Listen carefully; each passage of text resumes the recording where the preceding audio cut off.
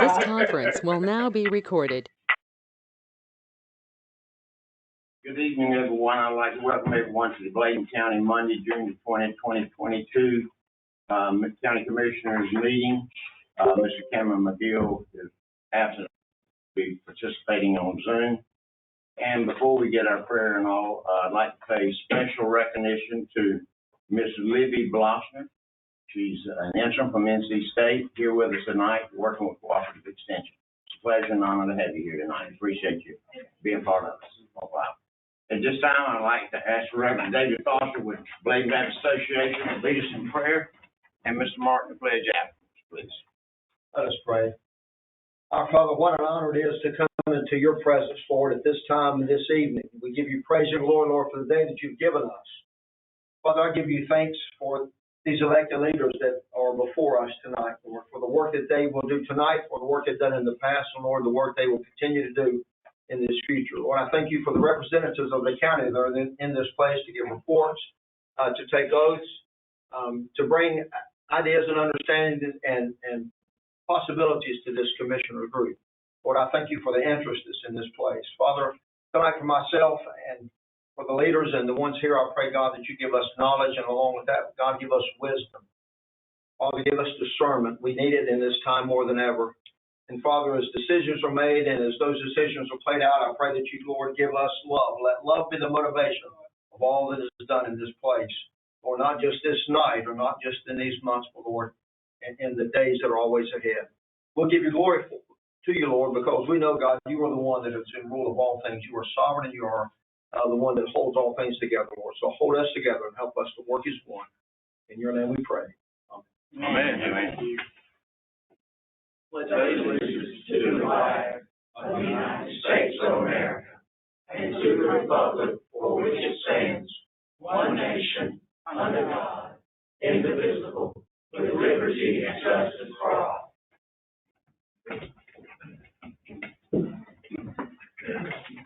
Trust everybody's with you. You can stand on. I'm going to get a motion. Motion by Mr. Peterson, a second by Mr. Gillespie. Any further discussion? Roll call, Madam Clerk. Mr. Britt? Yes. Mr. Hester? Yes. Mr. Peterson? Yes. Mr. Cogdell? Yes. Dr. Ellis? Yes. Mr. McGill? Dr. Mungoa? Mr. Bullock? Yes. Mr. Gillespie? Yes.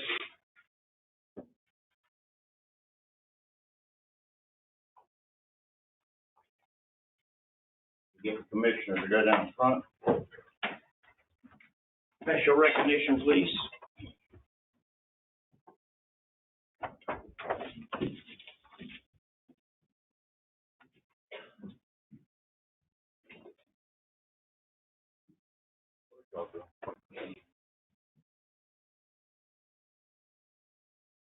Number Rick, come forward, please, ma'am. Mr. Taylor. Mr. Smith. And Amy. Madam Clerk, give the honors. Okay, I'll take it. I'll do it myself right here. And grateful appreciation to Sandra D. Rich for dedicated service to the people of Bladen County as income maintenance to family and children Medicaid, presented by the Bladen County Board of Commissioners, given this 20th day of June 2022, years of service from 1992 through May 2022. On behalf of the commissioners, it's an honor and pleasure to stand here for you and present this for the work that you've done. And it does not go lightly. We appreciate it. We're going to miss you. And, you know, people sometimes come back after they retire. So when you get tired, stay at home.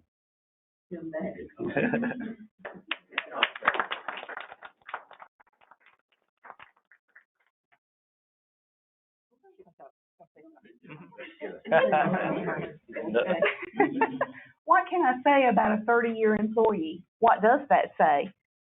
When Sandra came to the agency in 1992, May of 1992, she came in as a clerical worker. She came with a plan, I do believe, that she was looking for a home for her employment. And she did that. She did advance quickly into a income maintenance position, working with the benefits side of the house in Family and Children's Medicaid. She did go into child support, and she did that job very well as well. But then she came back home to Family and Children's Medicaid. But she has been an ideal employee. She has been very knowledgeable of the Medicaid. She has always been timely in her job. With Medicaid, you have to work 2 months ahead, and she has always done that. So I have to say, Sandra, it was a pleasure, and I have already shared with Ted that when he wants you to come back to work, we will gladly welcome you. So thank you for everything.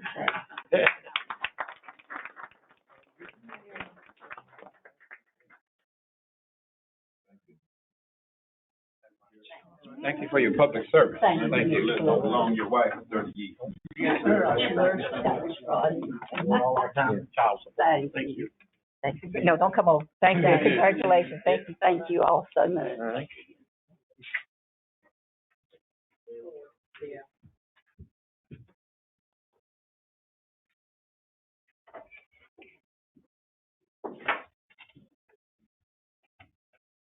This time we have the oath of office for Bladen County Tax Assessor Renee Davis.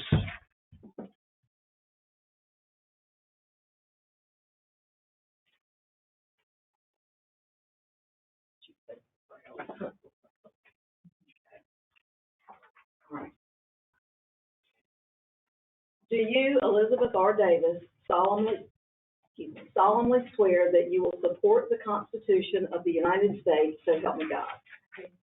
Do you, Elizabeth R. Davis, further solemnly swear that you will be faithful and bear true allegiance to the state of North Carolina and to the constitutional powers and authorities which are or may be established for the government thereof, and that you will endeavor to support, maintain, and defend the Constitution of the United States to the best of your knowledge and ability, so help you God?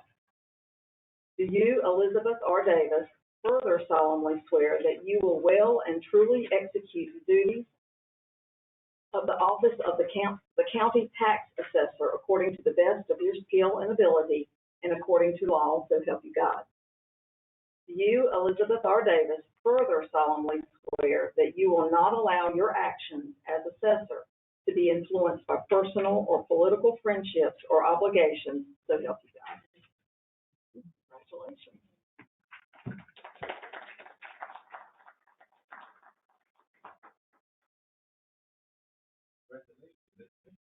Thank you.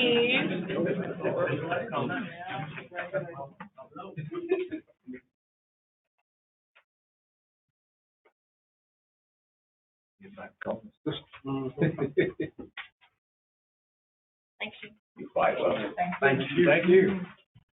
At this time, Trillium Health Resource Southern Regional Director, Mr. David Williams.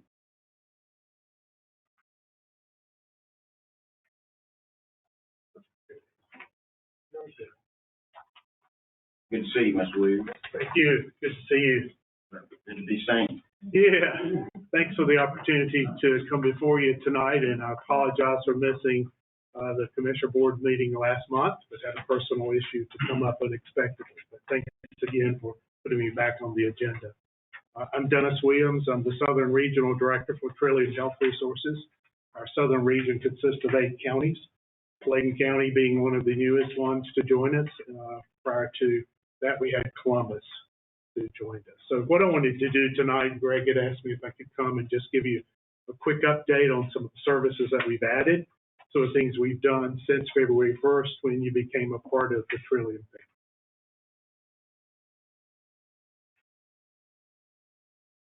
family. There he goes. He's slow on learning how to operate. My apologies. Last month, you had the presentation from Tracy Hyde on our integrated family services. So integrated family services, as you learned last month, is our mobile crisis provider, or one of them. So they cover all 28 counties for us, as well as some other counties outside of our catchment area. But they are our primary mobile crisis provider. I know she probably shared with you some of the challenges they're facing as far as some of the employment challenges. But again, they are to be the responder to crisis as they occur within your county, and to get professionals there to assist with de-escalating that situation. and hopefully diverting that person from the emergency room. So as you saw with that, we have our integrated family services coming in to provide that service. All the provider contracts that existed with East Point, LME, MCO have been transitioned over to Trillium. So there was no loss of service, there was no gap in services for that transition. Dr. Glenn and Dr. Ellis have been added to the Southern Regional Advisory Board, and we have provided an orientation for them. And they are a welcome addition to that board. And we look forward to working with them more closely as we move to become a tailored plan. Tommy Thompson was added to the CFAC, or Consumer and Family Advisory Committee, and he has already participated on those monthly calls and those monthly meetings and is very engaged in those conversations. I was very pleased to have the opportunity to spend some time with him talking about an issue he was experiencing and being able to connect him to some of the supports and services that exist within Trillium. So he's a good representation of the family and individuals who have received services in Bladen County.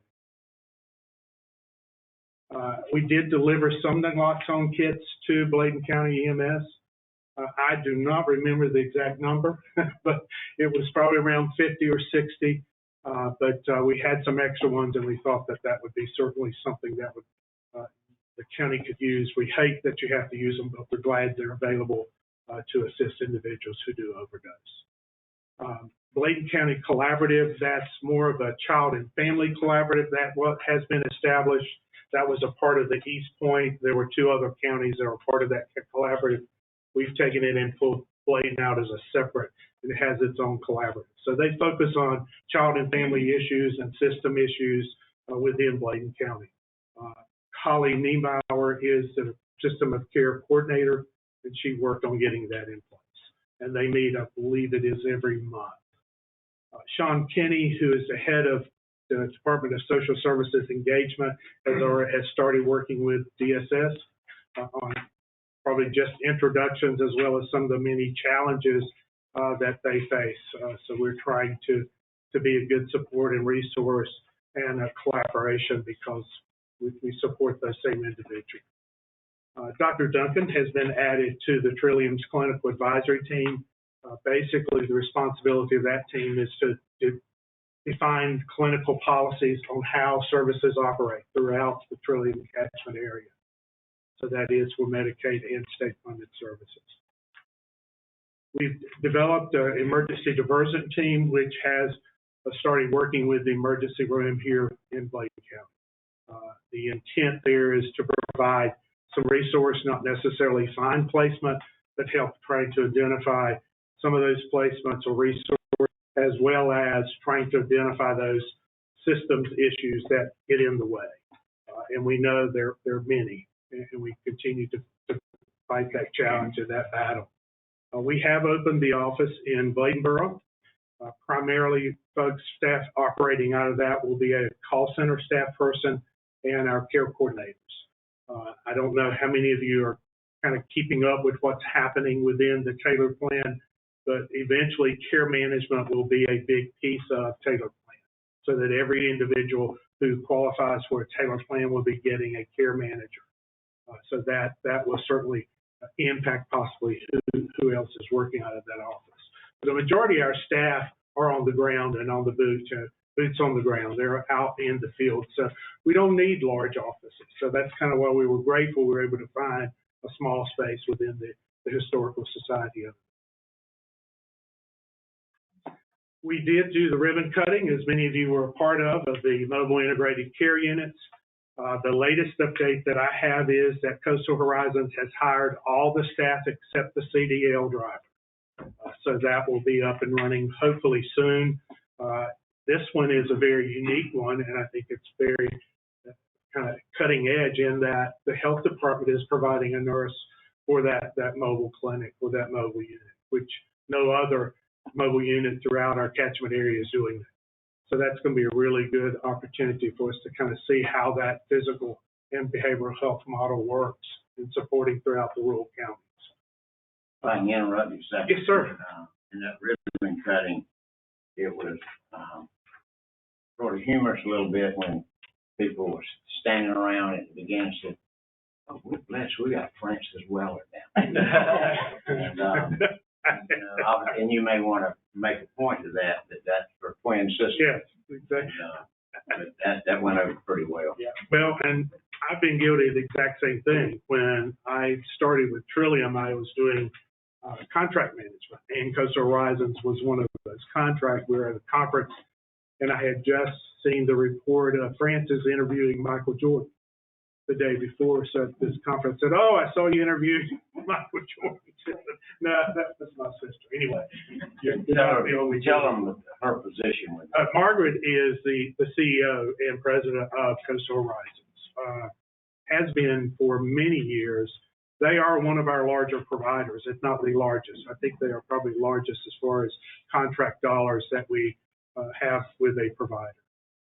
very well spoken and very energized. Yes, she is. Has a phenomenal staff, and they do a lot of services. I mean, it's amazing what they do within really this region. But yeah, no, please do anytime. So, some of the future things we're working on, the accessible playground, which has been in discussions. We hope to see that underway before too long. RHA has already had approval for a sober living program, and Trillium is looking at maybe possibly having another. Oxford House is one example. We are looking at potentially having a co-responder program here, which basically there are 3 stakeholders that we would put that out to potentially would be DSS, juvenile justice, and law enforcement. And the intent there is to have a behavioral health professional assigned to that stakeholder to assist with crisis. So, for example, in New Hanover, they have a DSS. So they have a behavioral health specialist or professional who works with the DSS child protection, who go out into the community and check on the well-being of the child. So we're looking at potentially doing that. Of course, as Cindy and Joy have told you, the further development of substance use and behavioral health services. We are, as we become a tailored plan, focusing on the physical health services for Medicaid members and state-funded members, as well as the intellectual and developmental disability population, traumatic brain injury population, and long-term supports population. You have heard lots about the Healing Place. I talked with the executive director on Friday. They're hoping to start receiving referrals on December 1. So that is a 200-bed social detox facility that has 100 male beds, 100 female beds. So that'll be available to all counties within the Trillium catchment area. Pharmacy services will also be provided to Medicaid members as we become a tailored plan. One of the more recent happenings is that the Department of Health and Human Services has decided to be a little bit more flexible with some of the funding to help get the harbor back up in operation. That was a facility-based crisis that was in Wilmington that was closed because it was on the hospital grounds, and they were told they had to move. The issue they had was getting the upfit dollars to get it a building in compliance with licensure requirements. So we're hoping that will be opening in the next year. 16-bed medical detox, just like it was when it was operational. So that's kind of where we are right now. Mr. Williams, I'd like to make a comment, and I share this on behalf of all the commissioners. I've seen a lot of changes and a lot of things done over life in different organizations. But I'm telling you, the excitement that your entire team with Trillium has brought to this county and the things that's been brought to our attention that is available to the citizens of this county with the needs that y'all provide has been overwhelmingly explained and brought to our attention. And I'm elated, not used to this, and I commend you and the Trillium team. And you just don't know how much we have had to endure a lot of stuff over the years. And with the explanations and the staff and the eagerness to tell us and explain and work with our supervision of our folks within our offices has been outstanding. And I personally want to thank you. Well, I will say this, I know you've seen them, the executive leadership of Trillium, that's what makes this happen. They're in it for all the right reasons, and that philosophy, that belief trickles all the way throughout this organization. And I'm proud to be a part of it. Oh, yeah, proud to be a part of it. Mr. Caldwell. Mr. Williams, I confirm what Mr. Britton said about the service that's been Yes. here, that's coming, Good. things that's happening, and hearing good things and positive things. But one concern that I was wanting to address and with you is when we was going through this transition to bring Cream on board. I'm still having some people that talking an issue about who is Trillium, where are they located, Right, how you find them. sure. And when we was having a conversation, and I believe the young lady who was the regional director, the lady that came into the presentation at the time, Might have been Joy or Cindy. Joy. Joy's currently the CEO. Yeah, she's the one that came Okay. into the presentation. And we spoke about one major concern we had was people not having visual perception of where you guys are at. Understood. Not to have the signage. Mm-hmm. And we had looked at going over Ms. Duncan and finding some space to see if we could have some direct correlation through our health department.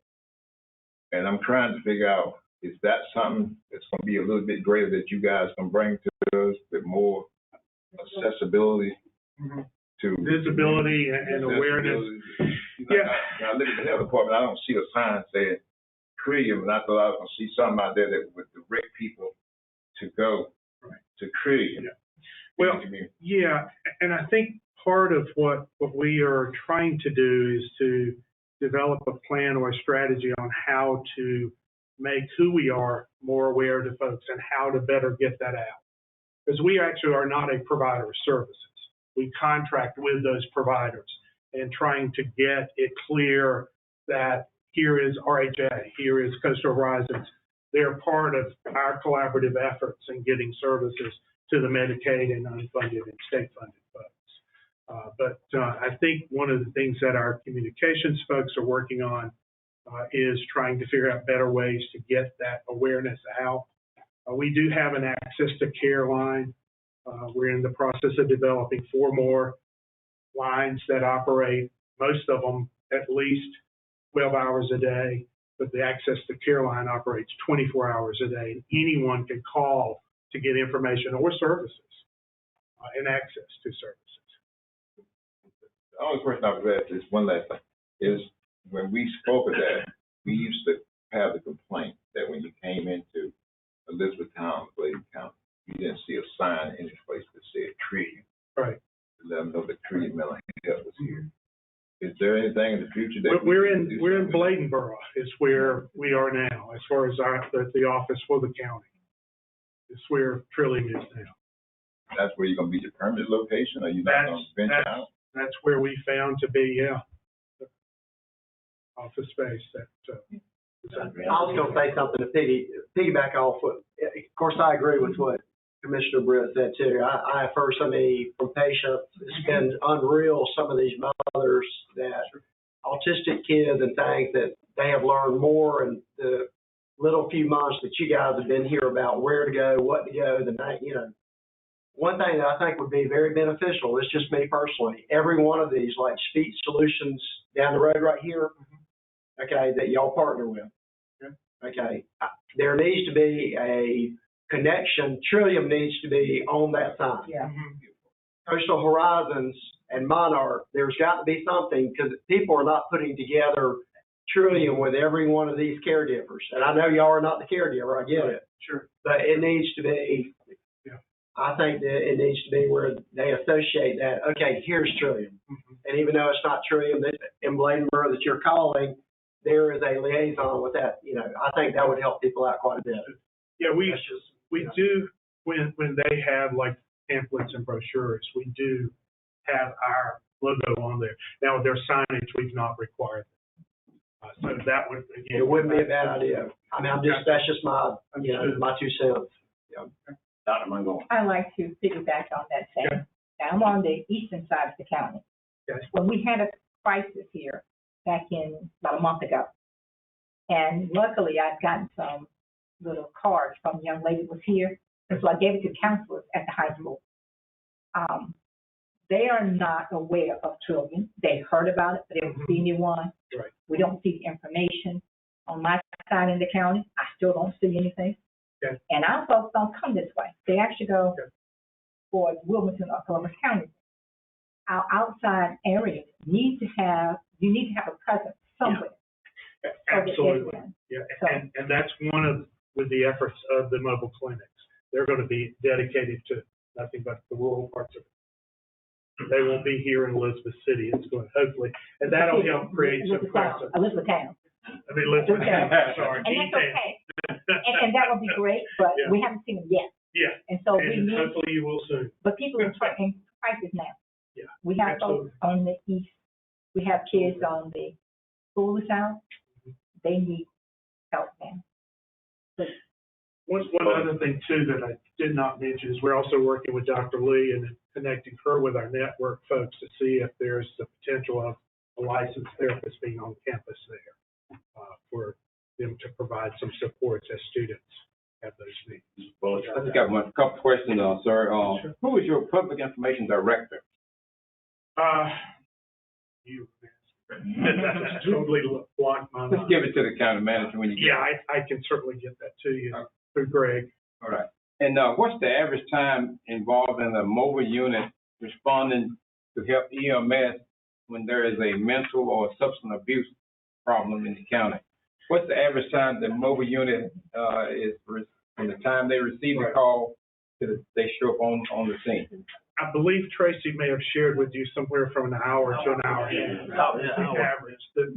The requirement of the service of the definition is within 2 hours. Okay. Now, you mentioned naloxone? Naloxone kits. Narcan.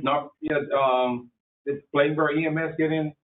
Yeah, I delivered them to Elizabethtown EMS over Bladen County. Bladen County EMS. Yes, sir. Bladenburg, I guess they gave them to Bladenburg then.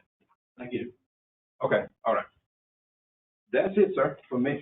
Thank you. But yeah, visibility is certainly a big. Mr. Rosenberg, Yes, sir. Mr. Williams, I want to, say thank you. Sure. Thank you. I was active in East Point a little bit, and it is like night and day. It's like we turned the light on in the county.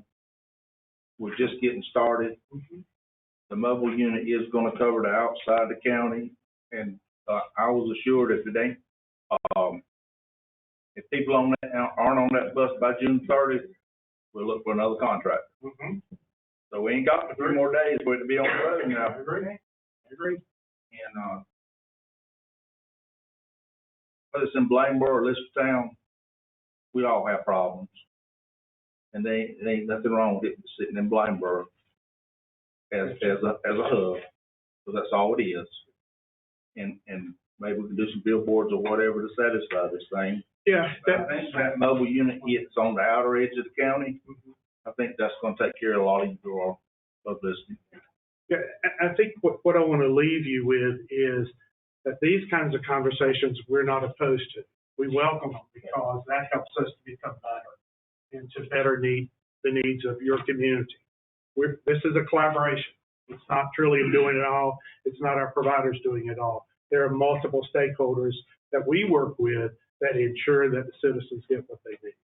Any question, Mr. Doctor? The only reason I brought that up, I was on the East Point board, and I knew that was a major concern. Sure, absolutely. Was availability of where East Point was at. That was the biggest downside of who was East Point. And the only thing I'm asking is, it would be very appreciative when we talked and we met to decide on it, that we said that we would have some type of promotional type situation to let people know, as I say, go to Trillium. They'll ask you, what's Trillium? Who is Trillium? Right. And in the county, to get here, logistic-wise, if you would just put up maybe some billboards or something on the side of a building or something up to let people know that Trillium catchments here.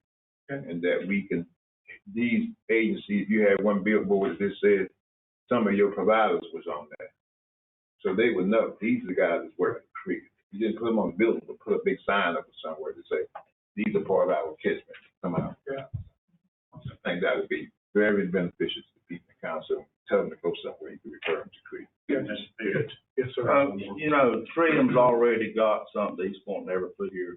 You got a hub. East Point never had a hub here. They had providers here that had storefront places. It's advertised, but there weren't a service in there. So we've already come, like I said, it's like turning the light on. But we do have work to do. Absolutely.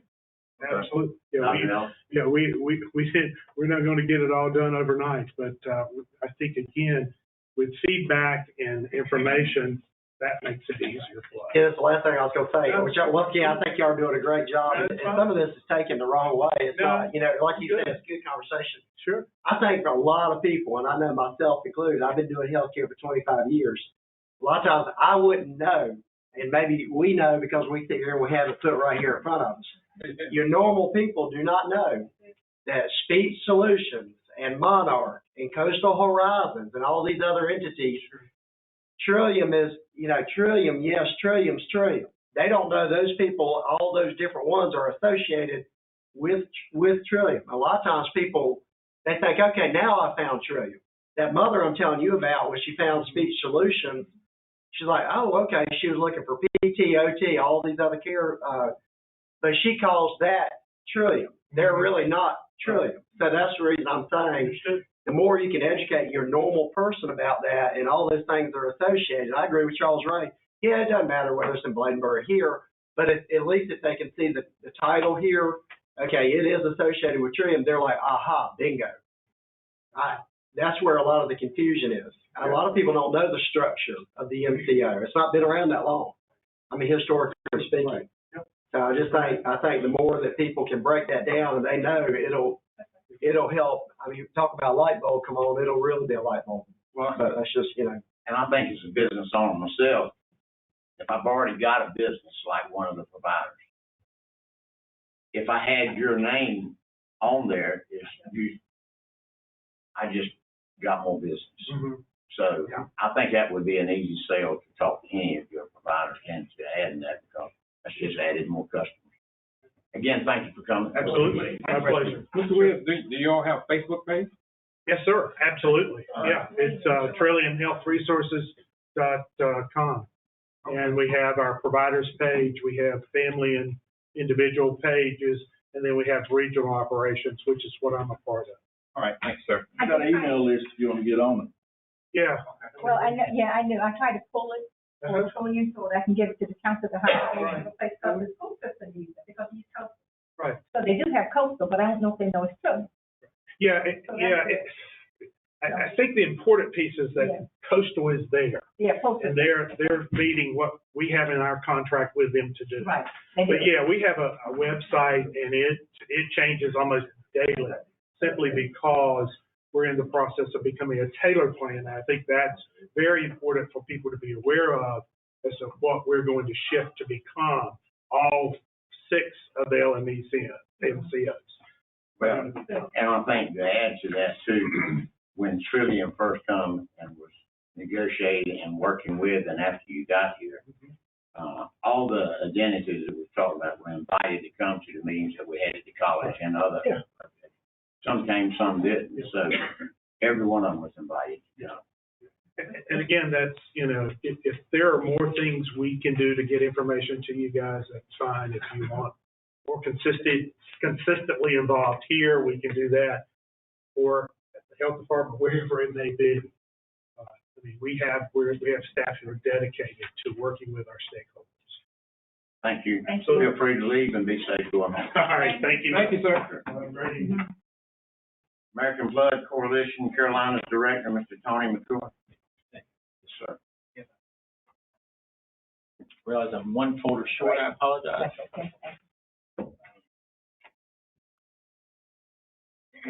Just advance it by doing that. My name is Tony McEwen. Very much, Mr. Chairman, Commissioners, Mr. Manager, I appreciate y'all's time. My intention is not to take much of it, but I appreciate you giving me some of your time. It's nice to follow our friends with Trillium. They were a blessing to us in Wilmington with all that we've had to deal with opioids down there. It's a tough job, I know, for y'all. So let me give you a little bit of background on me, if you don't mind, and I'll go through this quick presentation. It's been a few years since I've been in this chamber. I used to work for Congressman Mike McIntyre, was his Economic Development Director, and Chuck Hustis, who I believe is still on the job, taught me a thing or two back in the day when I was in that job. Since then, I've been working for the city of Wilmington as their Legislative Affairs Director and serving as their state and federal lobbyist. So got to work on issues like opioids and other things, and certainly flooding was one of the primary issues we were working on. And so it kind of makes sense, my involvement in this, and while I'm not a technical expert on the issue, I'd like to think that we've had a hand in some of the successes in the last year in North Carolina. After Hurricane Florence, I worked with our mayor, Bill Sappho, and Pender County Commission Chairman at the time, George Brown, to develop kind of an informal, we called it the Eastern North Carolina Recovery and Resilience Alliance. Some of y'all may have heard of that. And it was really just an attempt to kind of collectively raise our voice to the state legislature and the Congress. And so it kind of started off with a meeting that Mayor Sappho brought together a number of county commission chairs at the Wilmington Chamber of Commerce.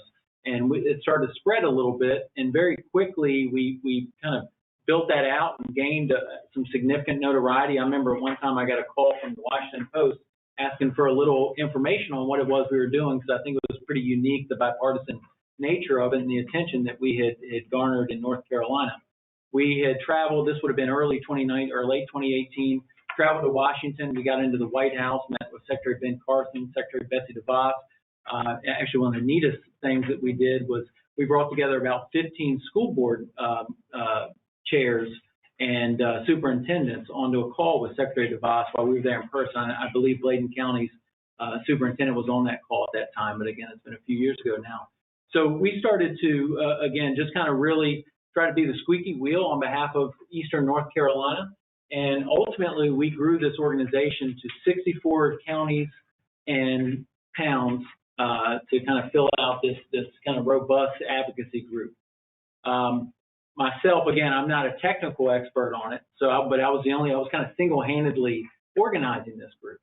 And we had some help from some different county managers and that type of thing. But there was a few national organizations like the Pew Charitable Trust, the American Flood Coalition, which I'm going to discuss with you this evening. They came along and kind of came behind us and helped us develop what our priorities were, provided that technical expertise that I and several of the elected officials were lacking. Certainly we had the passion and stories and the needs to tell that story, but we didn't have that technical expertise. So once we were able to partner with an organization like the American Flood Coalition and others, we set out on 6 priorities that we had developed as an organization. Ultimately, in last year's state legislative budget, 5 of those 6 priorities were included in the budget and signed into law.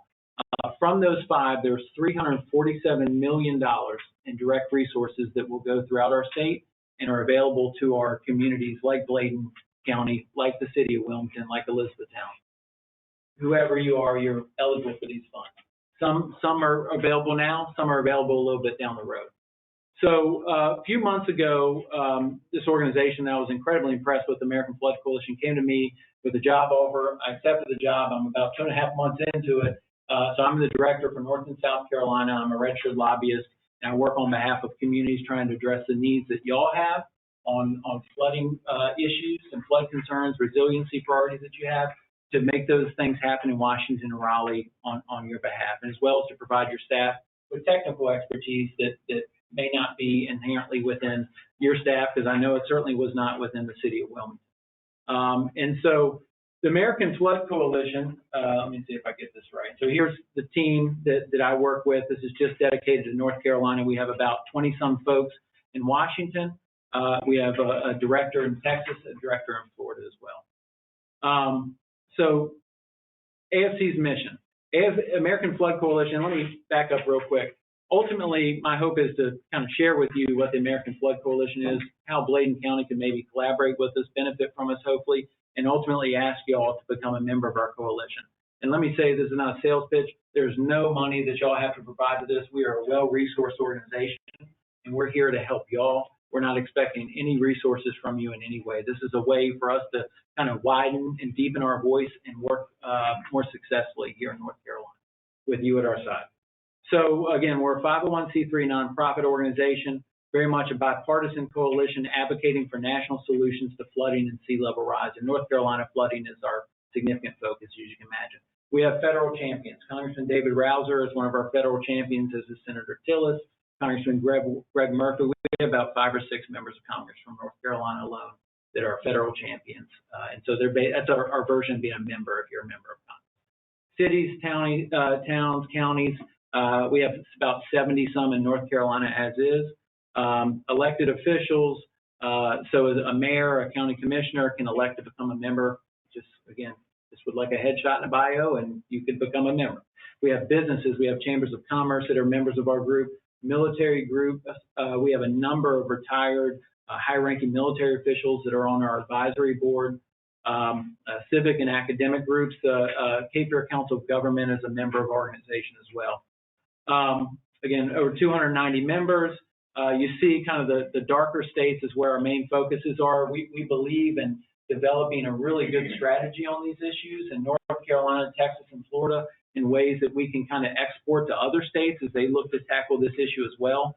I can't stress to you enough that the American Flood Coalition, there was others that work in this space, but there are none that work as bipartisan as we do and that have the level of technical expertise at our disposal as the American Flood Coalition does.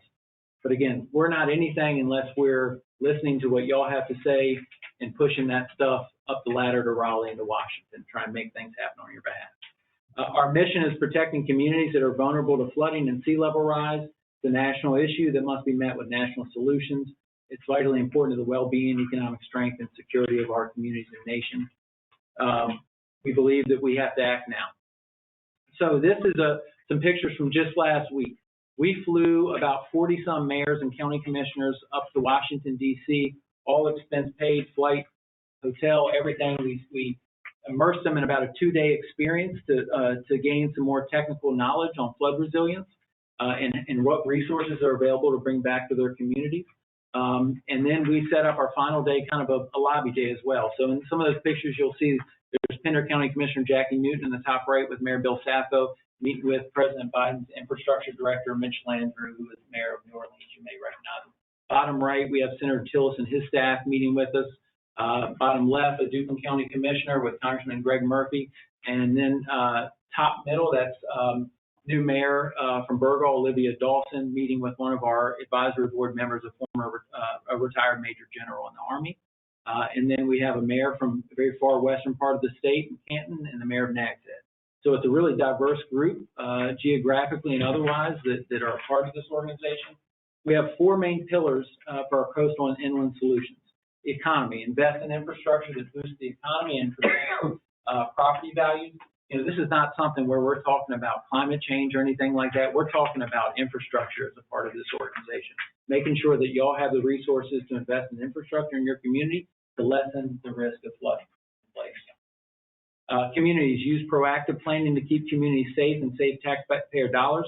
Along those lines, you know, I've learned more about green versus gray infrastructure. I know you all know a lot more about that stuff than I do. We don't have a particular prescription that we push on that. It's what's reflective of the desire of your community. If your community is interested in national infrastructure, that's something that we're going to work on your behalf, right? Rebuilding, build back stronger to protect communities from future flooding. Y'all may know this statistic: for every dollar you invest in the front end before there's a major storm, before there's a major flood emergency, that saves taxpayer dollars in your community and nationally $7 on the back end. And then military, ensure our military installations are ready to deploy 365 days a year, especially in our state here where we have such a heavy military presence, and we hold that dear and value that. A lot of military leaders have really spoken out on this, retired and active, that this is a threat to national security. Flooding and sea level rise is a threat to national security. What we offer. Again, we're not asking for anything other than for y'all to be a part of our effort and let us listen to you and hear what your needs and concerns are. But what we offer to you in return, best-in-class educational guides, accessible educational sources to meet our members' needs, tools for effective communication. If you have disasters or if you're preparing for a resilience strategy, we have communication tools that our staff can share with y'all that you can use as elected officials when you're working with your community and staff. Networks of leaders on flooding, as I showed you some pictures, we're very active in bringing local elected leaders together to share innovations that they're experiencing in their community. Competitive local resilience pilots, we actually fund, we give out resources. We have funded efforts in Whiteville, Kinston, Wilmington, and other communities. So they're kind of lower dollar grants, a lot of kind of planning and engineering type stuff. Platform for advocacy and education, that's pretty self-explanatory. And then one of the neat things that I think your staff will appreciate, so we focus a lot of our energies on communities, especially towns of 50,000 and less. You know, you talk about a place like a Miami or even a Wilmington, some of the really big communities, they have inherent capacity within their staff. It's not always the case with Wilmington. That was my experience. So I know our smaller communities struggle to work on these things and identify strategies and projects that they can advance. So here you have here, and I'd be happy to bring our staff together with y'all as elected officials with your staff to run through this tool with you. So this is called the Flood Funding Finder. It's the easiest thing. Even I can do it, and I'm not not the most tech savvy person in the world. I can do this where you can go through here and you can basically identify your needs. It kind of, you check off, hey, this is where we're at. We've had a disaster declaration, or we haven't had one. We're looking to do this, or we're looking to do that. You go through this tool.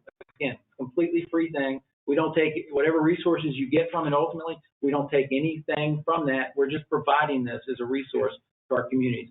So you can go through here and identify state, federal, foundational resources that may be out there that Bladen County and the communities contained within can benefit from. And so that's just, I think that's one of the perfect examples for North Carolina as the type of resources that we can offer. Dual disaster handbook. I mean, we're dealing with COVID. Hopefully, God willing, we're on the back end of this thing, but we're dealing with COVID, and then you got hurricanes on top of that. So we've got a tool that we developed for local elected officials to work through those kind of dual issues and concerns. And that's all I got. I try to be quick. Sorry if I rushed through it a little bit, but does that make sense to y'all? Is there any questions you may have for me? You operate most of for grants from the federal government? So we have no, we don't have any grants. All of our resources are privately given to us.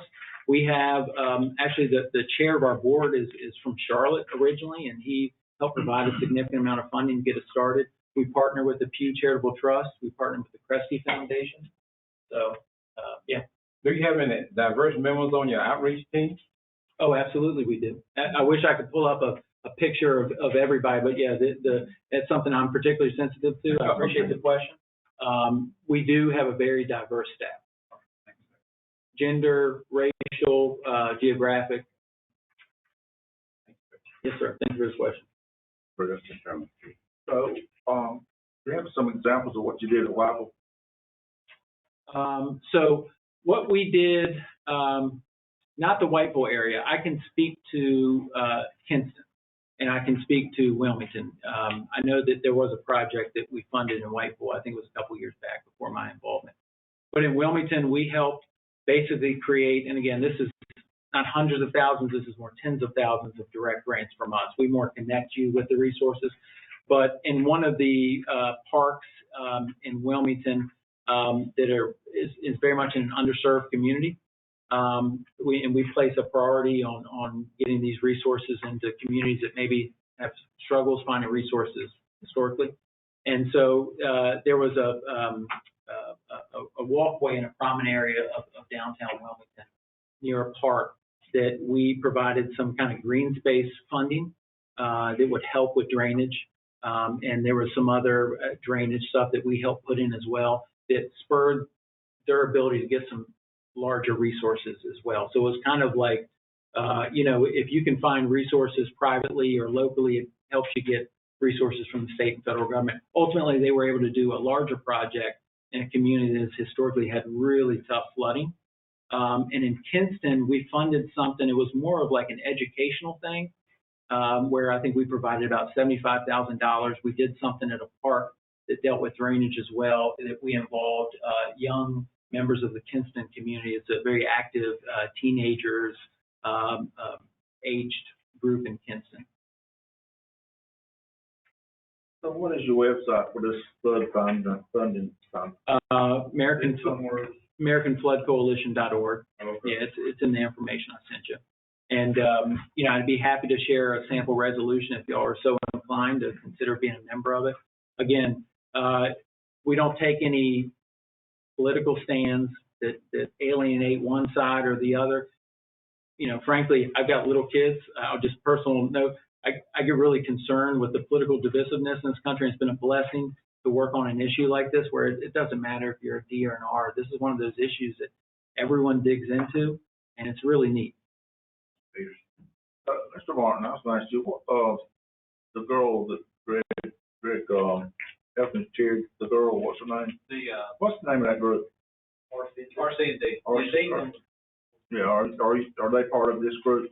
No, I'm familiar with RC&D when I worked for Congressman McIntyre, but we have not been involved with them. I mean, I'm open to that. Again, this is a brand new position, and so typically a lot of the work has been out of Washington. They come here a lot, and we're part of that, so like it fall right into your group. Absolutely. And also suggest you get with the Lumber River Council of Government, because Cape Fear stops at Columbus, and then Lumber River takes over and that's who represents us as the Council of Government. So that would be a good.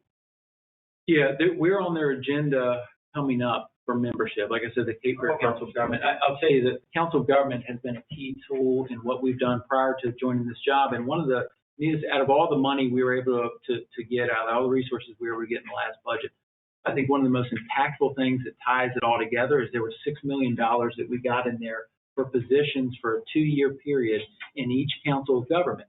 And the example I always give is Fair Bluff over in Columbus County. Fair Bluff was almost wiped off the face of earth. And they have one manager, Greg, as I'm sure you know, that they share amongst 5 communities. And so I always wonder, how can a community like that do what it takes? Yeah, I know the state's interested, the federal government's interested, but how do they have the capacity to go after and get done what they need to get done? And so the $6 million that's going to fund these positions at the Council of Government is there'll be house within each Council of Government. They would proactively be out in the communities providing technical assistance, helping them identify projects that they should go after, helping them identify resources that they should go after. And So I'll give you another little community. I'm sorry. Fair Bluff got hit pretty hard. Yes, sir. Plainburg community got hit, almost wiped off the map too. That's another community I know. And Clarkton got it, but I don't believe it was as bad as Bladenburg. So I've been reaching out to staff in those communities as well. And I know it seems weird to say, hey, we have all these resources and we want to share them with you for free. But, you know, we have some very passionate benefactors on these issues. And we're able to very proactively work with our communities and provide y'all resources. It's not going to solve all the problems in the world or anything like that, but it's been a very interesting collaboration and it's been helpful. That's what I was going to ask, and I'm not trying to put you on the spot, but how are y'all involved when the flood does come? Like, in other words, Matthew, Florence, you know, how long have y'all been around? And like, I guess in my mind, and I don't mean to be forward, but I sit here and think we can't even get the Kelly Dike. I mean, it's just.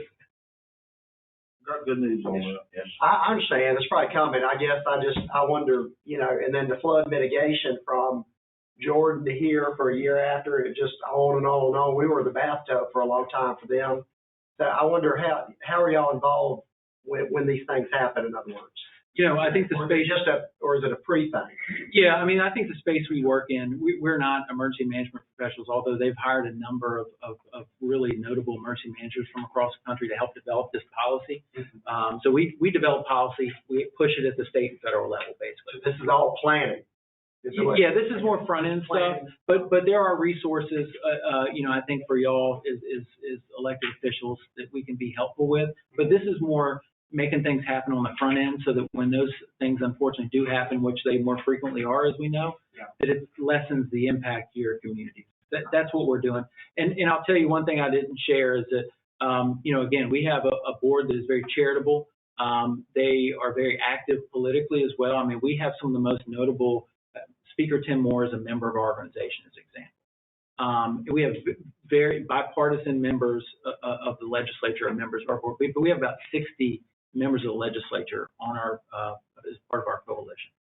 So we've got, when y'all have a need, when you identify something, I would almost say we would serve, if you would let us, as an advocate for you. And we've got for lack of a better term, a lot of juice at the legislature to make things happen on this. Before Ms. Coggins speaks, it helps when Senator Bill Ravens from Fair Bluff, don't forget. It does. It does. The first was that I was up in DC and some gentlemen that doing a presentation on oceanography, and they did some mapping. They was talking about, and I was talking about flooding and this after one storm, and he was saying that some of the understructured pieces of it that existed in Bladen County, where was some of the areas identified with that low water level, low table, you saying like with the designs of drainage that could prevent a lot of flooding. Would this infrastructure piece be a part of that? So he just identified, he looked at it, he said that the East Acadia end around Kelly, it qualified for federal assistance or whatever, but somebody needs to identify, and he was saying like to put in piping or drainage or different things to take the water home. Would your organization be somebody that would support? I think what I would do, and I don't want to take anything away from y'all folks, I know that's something y'all been working on for a time, and I don't want to sit here and say like we've got the answer or anything like that. I think what I'd like to do is bring together, your fine staff with our folks. Again, they're a lot smarter than I am that work on a lot of this stuff, and talk about what the challenges are, and let's talk about maybe what solutions we could bring to bear, what connections we can make for y'all to make things happen. Again, you've got Senator Bill Raven. I know Senator Raven well. Y'all have got a lot of influential folks to give voice to your issues, but I think there's probably some things that we could be helpful on. And if nothing else, it would allow us to learn from what you're dealing with here in Bladen County and implement that into our policy advocacy efforts. The reason I was there, he was talking about the waterways, and the Cape Fear River was there. Yeah. And they could assess it through this oceanography, they radars and all this, the type of water and the runoff, and the reason things flooded so bad in Bladen County, but that we was not assessing the waterway to get rid of water. I didn't know what you guys could provide funding. I think we could maybe help connect with some funding and help connect strategies and innovations. I don't know offhand, sir. But Before Mr. Peterson speaks, if you please, I think the consensus of the board is to get us the information, if you would, Mr. Martin. So, yeah, appreciate Mr. Peterson. So it brought back something Mr. Cogdell was talking. We put money into Columbus County in the state of South Carolina to look at that East Arcadia through Clark and everything. Greg, Dean, we need to get an update on that. Did we not ever do it? There's a lot going on with that right now. We put $40,000 in there for that study to get federal money. Yeah, I know the oceanography. But it wasn't to go to the Cape Fear River, it was to go to South Carolina, the rice fields and stuff. So there was active studies on that at one time, I thought. That was a big swamp. This board agreed to participate, however, one of the main players, and I don't know if it was South Carolina or where, didn't choose to join it. I don't think it ever. South Carolina hasn't done anything. Right now, they're actually engineering firm working on root arson. South Carolina is where our blockages are. That's why the big swamp won't flood. That's why the river won't flood. You get to the state line and then it's blocked. The state of North Carolina has done a lot of effort to clean out the channel, but if you don't have an outlet, everything's still back. What river? That's why Bladen floods. Mm-hmm. That's why Fair Bluff floods. The Walking Mall watershed, blocked, completely blocked that 100 miles. We get within the Atlantic with our drainage way. And it has to meander 100 miles. It goes out at Georgetown. It doesn't, North Myrtle Beach like it doesn't. That would be the shortcut. It doesn't. It meanders, and that's entirely blocked. And that will take a massive effort to open that up and allow our drainage ways to flow. So that's why you walk them all in your Lumber River. Big Swamp goes into Lumber River. Lumber River doesn't flow very. Well, I've heard a number of like $2 billion to open all that stuff up. And we elected Ms. Peterson to be on that board. Right, right. Well, that board during COVID sort of, that idea dissolved, but it's gotten back together with an engineering firm doing a study of what it's gonna take to open that area in South Carolina. Get it open. But that's ongoing right now. Love to join you with RC&D and get ideas. Yeah. Yeah, I know what a presence RCD is. Thank you for coming. Yes, sir. Sorry, I think I took up a little too much time. but Thank you. Thank y'all for it. Enterprise Fleet Management Account Executive Wesley Thompson. Good evening. Good evening, sir. I do appreciate y'all having me here tonight. I'm excited to share with you what me and Mr. Martin and Ms. Coleman have been working on over the last few months. And I'm going to do my best to get Mr. Peterson home at a decent time. It's not going to be held up because of me. So just a little bit about myself. I'm Wesley Thompson, with Enterprise Fleet Management. I'm an account executive. My main task is to go out into the community and bring on new business. A little bit about my relationship with Bladen County. I reached out to Mr. Martin, and I think this was last year, around October, November timeframe. We met in January, and we had an initial meeting, something I'm going to cover today as briefly as possible. Me and Mr. Martin and Ms. Coleman have spent several hours going over this, so I'm going to try to condense it down and not be too long-winded tonight. So if I can make this thing work. Okay. So one of the first things I want to share with you is what Enterprise Fleet Management is. I'm sure most of you are familiar with Enterprise Rent-A-Car. Well, we're actually a sister company of Enterprise Rent-A-Car. Usually when you think of Enterprise Rent-A-Car, you think about just renting cars. What it actually is the largest fleet that we manage, right? We have 1.5 million cars, and just to rent a car part. We actually have another close to 600,000 in the fleet management side. So we've got infrastructure, knowledge, experience, and a lot of data on how to efficiently operate a fleet. A lot of times I'm asked in the government world or who we work with, how long we work with them, and what we do for them. So I put up here a reference sheet, and you can see just in North Carolina, we work with over 80 different clients that we've partnered with. Actually, one of your neighboring counties, Columbus County, we recently partnered with them. Onslow County, a lot of towns, cities, counties across the board. We have over 5,000 vehicles that we manage currently in just North Carolina. And then across the country, we have close to 2,000 clients. And I think one of the most important numbers on this screen to me is that retention rate at 99%. So that's important because that's customer service. And as it is, we are a very easy company to fire if you do not see, what we've presented coming to fruition. So we have a 99% retention rate, and I think it's important to you guys when you're making your decision. If you have any questions as I'm going through, please feel free to stop me at any time. I'm going to try to get through it so we have some time at the end.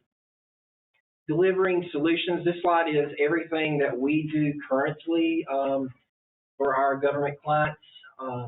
This is what you also do as well. You have to figure out how you're going to acquire the vehicles. You have to figure out how you're going to finance them or fund them. You have to resell them at some point. You have operating buckets, which is maintenance and fuel, licensing, titling, aftermarket equipment has to be coordinated, accident management, driver safety, I would imagine is important. And then some of our government clients already use telematics. I don't think you do currently now based on my conversation with Mr. Martin. But for today's conversation, that first meeting I had with Mr. Martin was really to learn what you do currently so I can provide the best solution. You don't have to use all these, right? Some of our government clients use some of us use them for all. It just depends on what the situation is. And because you don't use it now doesn't mean you can't use it in the future. And because you use it now doesn't mean you don't that you have to use it in the future. But mainly I'm going to focus on acquiring vehicles, how we fund them, and then the resale portion. And you already have a maintenance program in place and a fuel program in place. So those two will have impact on them, but we will not, I'm not trying to give you a solution on those because it doesn't make sense at this time. Did you have any questions on that slide? So this slide here is what we call a data visualization. So you have a fleet of vehicles. Right now, you have a little over 200. It's 196 to operate within our niche where we're best at. We do not do ambulances at the current time. That's not to say that we won't. It's just for liability reasons. We didn't used to do emergency response vehicles like sheriff's vehicles, but now we do. Out of the 196 vehicles, total fleet value there conservatively, based on the Black Book, which is wholesale market value, you have close to $2 million in your current fleet. If you look at the chart right below, you buy all your vehicles brand new, so that helps me determine how many vehicles you buy every year, which also helps me determine your capital budget every year. And although it goes up and down, there is an average of about 15 vehicles a year.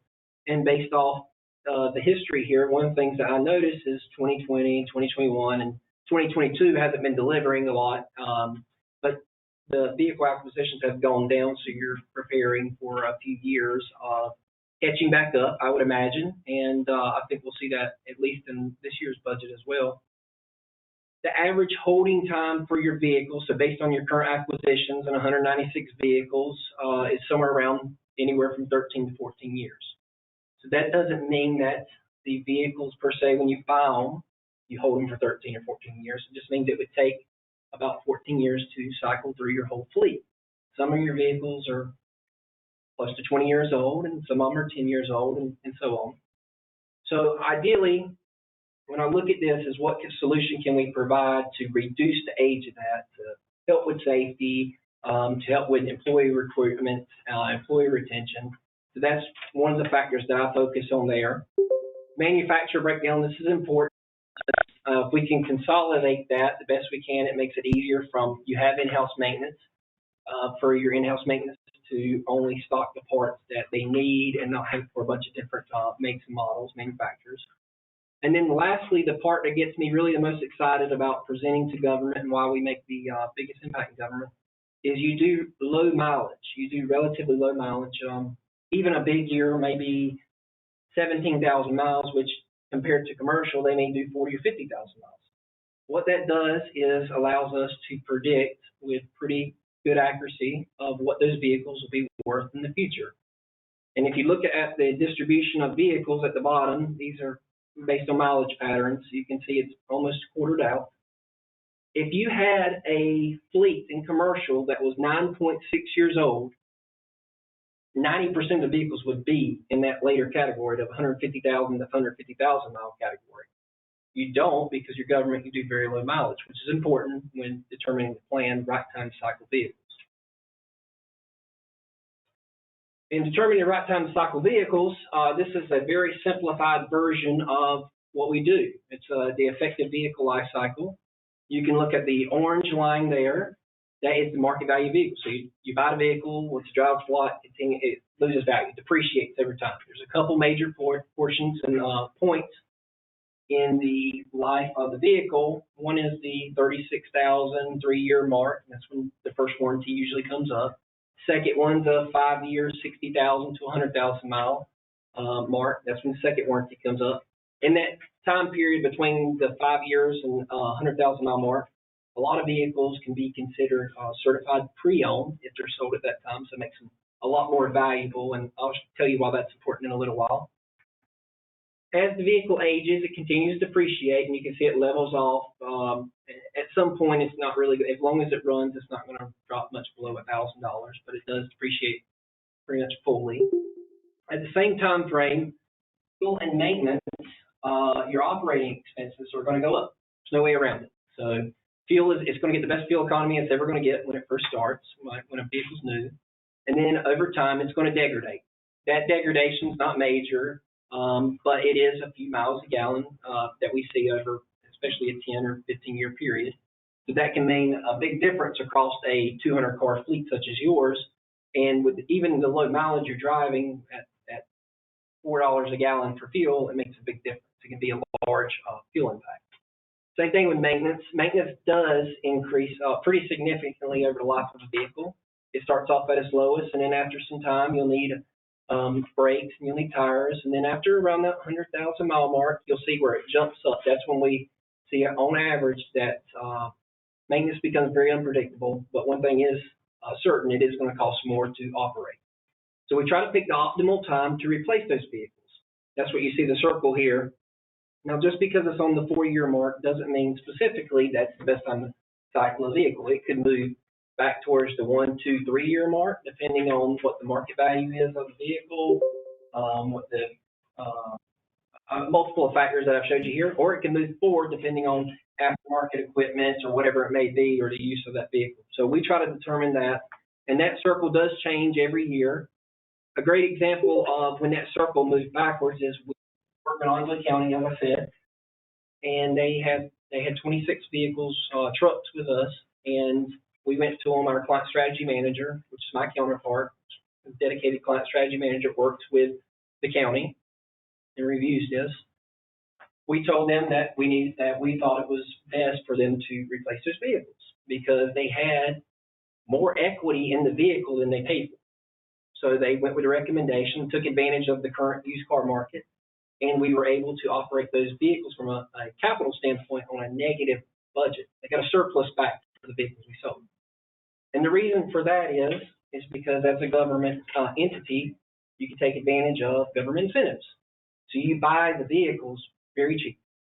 And then if you sell them at the right time, you can either sell them where it doesn't cost any money from a capital standpoint because it's no depreciation, because by the time you go from your MSRP to your actual buy, it takes some time to get there. You can operate those no cost or surplus. So that's what we did for them.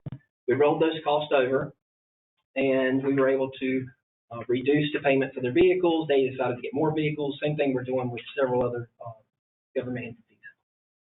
Do you have any questions on this one? No, I'll move forward. Okay, so looking at your current budget for this year, I saw that Ms. Coleman provided me with the budget was $508,000 for 17 vehicles. So I looked through what the vehicles were, I looked through what it would cost to replace those, and I put an estimated actual. So I think now I'm certain with 2022 pricing, that would have been a fair budget.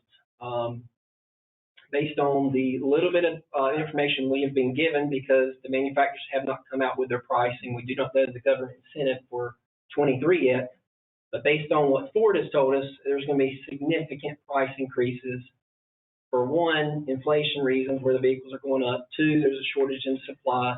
And 3, they're cutting back on their incentives. So that $10,000 incentive that you used to get may not be remotely close to what it is.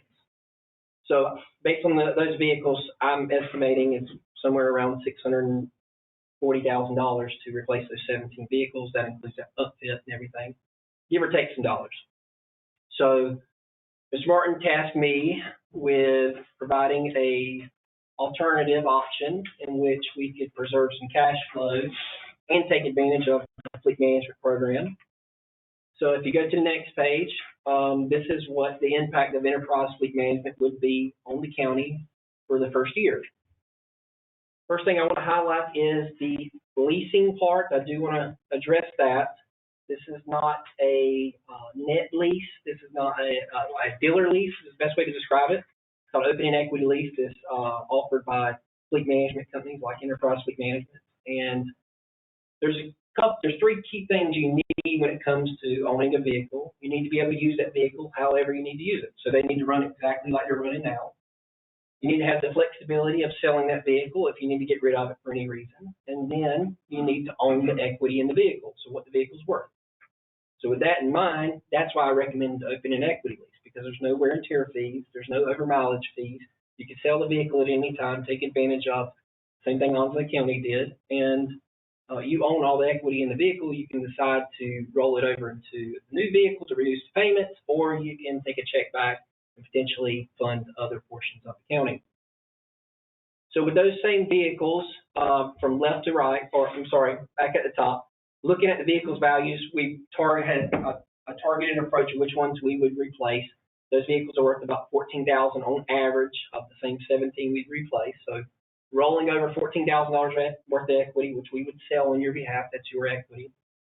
We would see the vehicle cost that adds up to what I showed you on the last screen over a 60-month term based on the mileage. That's the term that I would recommend. You can see your monthly payments. Sorry, I skipped the one-time sales tax. So we do a 2% sales tax instead of a 3% sales tax because we buy so many vehicles in North Carolina. We participate in tax rates and we pass on a 1% savings there. So then you see the monthly lease payments. There's the upfit that we estimated, total upfit, and then annual payments. So just in year one, it would cost $155,579.62, and that would be a cash flow savings of $352,000. That's year one. Question. Yes, sir.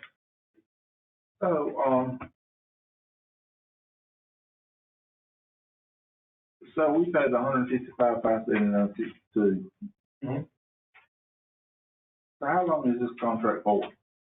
What's the second year pay? So the second year payments on those same 17 vehicles would be $82,378.91. So how long do we have to keep paying you before they're ours and we sell them? Why would we have to sell them? Why would we want to sell them? So going back to what I said earlier, you don't have to sell them. We would recommend you selling them at an optimal time to take advantage of the equity in the fleet. Because like I said, you can sell a vehicle that's highly sought after in the commercial world because your vehicle that you use, low mileage, dealers love to have them on their lot. You can take advantage of that and ultimately reduce the cost of operating your fleet because not from a capital standpoint, but from an operating standpoint. Because the vehicle that you're selling within 5 years or less, you're going to have very minimal maintenance. I understand the sheriff's vehicles do have higher maintenance because they have higher idling time, but especially for non-ERV vehicles, you have very little maintenance. Fuel's going to be the best it's going to be. That portion helps fund the capital portion of your cost. Okay. My question, I was listening to you saying about the vehicles, and you providing the vehicles for sheriffs have a number of accidents where vehicles have to be replaced, have to be physically repaired. Yep. How does that scenario work? When they bring in 2 weeks that's got wrecked, you replace those? How do we do So that? it's very similar to what you do now. If a vehicle gets wrecked, you have to replace it. It's handled through your insurance currently. It would be still handled through your insurance. We would be able to source the vehicles on your behalf, especially in the current environment. It's been difficult, so we do pretty good at finding vehicles. So if one was wrecked and we totaled it, we go back to you and you give us another car. Who would we get the car from? You would get the insurance for the vehicle, just as the same as it is operating now, yes, and then we would source you another vehicle to replace that one. So if we had one that was wrecked with a fender tore off of the sheriff car and damaged that thing, we would still have to maintain the maintenance like our guys do now to fix it, put it back together for you guys to. No, you would continue to use your maintenance in-house. That's what me and Mr. Martin discussed. It would be best to continue in-house maintenance. So the maintenance fee on here, is the maintenance fee on these vehicles here, is that included in here? No maintenance fee? There's no maintenance fee, no. It would continue to operate the same. We would have to provide all the maintenance. You would. There's an option that you wouldn't have to, but if you wanted to go that route, we could. I'm just trying to figure out how it works. Yeah, no. From a logistics standpoint, me and Mr. Martin and department heads would work together to see which vehicles need to be replaced. At that point, we would order the vehicles. We try to go directly to the manufacturer. We'd order vehicles. When they showed up, we would have them delivered, ready to go. If you want us to coordinate aftermarket equipment, we would do that. And then we would pick up the vehicles that we're replacing and sell those on your behalf. Mr. Martin, before Dr. Mongolia may answer her question that may be coming. Thank you, Mr. Chairman. Just to kind of summarize this and the benefit that we see, we, as a government organization, we already take advantage of the opportunity to purchase vehicles at a discounted price, just like Mr. Johnson said. However, we know that we have an opportunity to improve our ability to sell vehicles in a timely fashion to to take advantage of the equity that's still in those vehicles and apply that toward the purchase of new vehicles, just like he showed you there on the chart. And that's really where this appears to be advantageous. Okay, because for me, that will be the only benefit, I would think. Because the way you look at it, with the fourth year, we paid that $352,000, that savings that the first year. In 4 years, we're gonna eat that up. Right. And then what happens? We still need another vehicle, and if this point, I can't even buy a car less than $70,000. What's gonna happen in year 4? Cost is going up because now we're kind of transitioning to cars. So are you guys in that as well? Are you in that space? In the electric? Yes, absolutely, yes. So, that's important too. The costs do go up every year. So this program is to help mitigate cash flow because they do go up every year. And going back to the current model, the way the costs go up, the budget's going to have to go up too. It's going to have to. There's no way around it because I just showed you what Ford's doing this year. We didn't expect them to stay like that or all the manufacturers stay like that. The incentives probably will come back at some point. They will be more competitive. Overall, the cost of vehicles will continue to go up. So, is anything guaranteed? Is the first year payment guaranteed? The payments are guaranteed. Yeah, they're $155 guaranteed first year. If that's whatever we bought the vehicles at, this is all estimated pricing currently. So that's based on the 14,000 revenue. That's based on what the vehicles will sell for. They may sell for more. Second year's 82. 82, yeah. Third year, 82. fourth, 82. fifth, 82. sixth. You go back to 155. Sell your vehicles. I'm sorry? You sell your vehicles under 5 years, don't you? We would recommend most likely selling the vehicles. You Yes. go back to 155. It would be, we see what the vehicles would worth because they should be worth I mean, more. it would. Yeah, they should be worth, so roll over. it would roll over. We'd roll over the equity of those vehicles. So right now I'm rolling 14,000. I'm really confident that we would roll over more than that because I'd be selling 5-year-old vehicles instead of 10-year-old vehicles or 15-year-old vehicles. I'd be selling, so the equity. Starts over is what I'm saying. It would roll over into new when the payment should be reduced, yes. On the sheriff vehicles, they have the mileage determination on, they turn over quick. Like, how long before you get to 200,000 miles there? What's the average on that? You guys won't replace them like every 200,000 miles, am I right? Each officer roughly goes to a vehicle once every 3 years.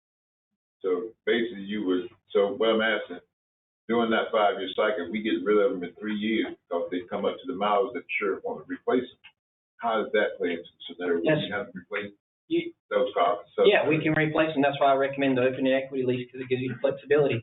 If after 1 year, those trucks that we buy right there, if we see that they're worth more than you paid for them, I would recommend replacing those and helping fund that number right there.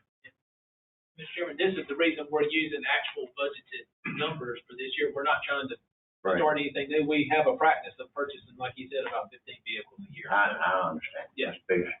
Yes. So, if the first 5 years, you still save a little bit of money on what the vehicles cost.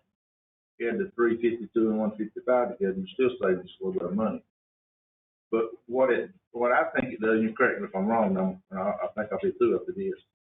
It gives you an opportunity to keep good quality vehicles in service at a lower price so that you can use your savings towards something else versus coming out every year and pay $450,000 for a car. So that's the advantage. Yeah, well, you can use it for something else, or you can use it to fund the fleet. And I'll say this, and a side benefit of that is, like I said, you have 196 vehicles. Most likely, in every partnership we've had, that reduces. So from a cost standpoint, you have to insure those vehicles. They have to be maintained. If you're having new vehicles that need little maintenance, have very little downtime, you can most likely reduce the size of your fleet and right size the fleet. That's another benefit as well. So one quick question, I done told a story. In the companies that you worked for in the past, where's the curve at now? Is it going up this much? How much has it increased from? Are you talking about the price of vehicles? Like Columbus County did last year. What's their price? Has their price increased any, or these other counties? No, once Columbus County decided to come on and once they partner however we partner. We can integrate this as slow as you'd like. We could do 17. We make a recommendation. I made a recommendation to Mr. Martin for what we would recommend replacing, and it didn't bring it because it probably would shock you, right? You were talking about the price of vehicles going up. But the price of vehicles go up, yeah. I just wonder how sharp that curve is. It was this year, so 20, so over the last several years, it's been pretty fair, 2%, 3%. This last year has been more like 20 and 30%. Right?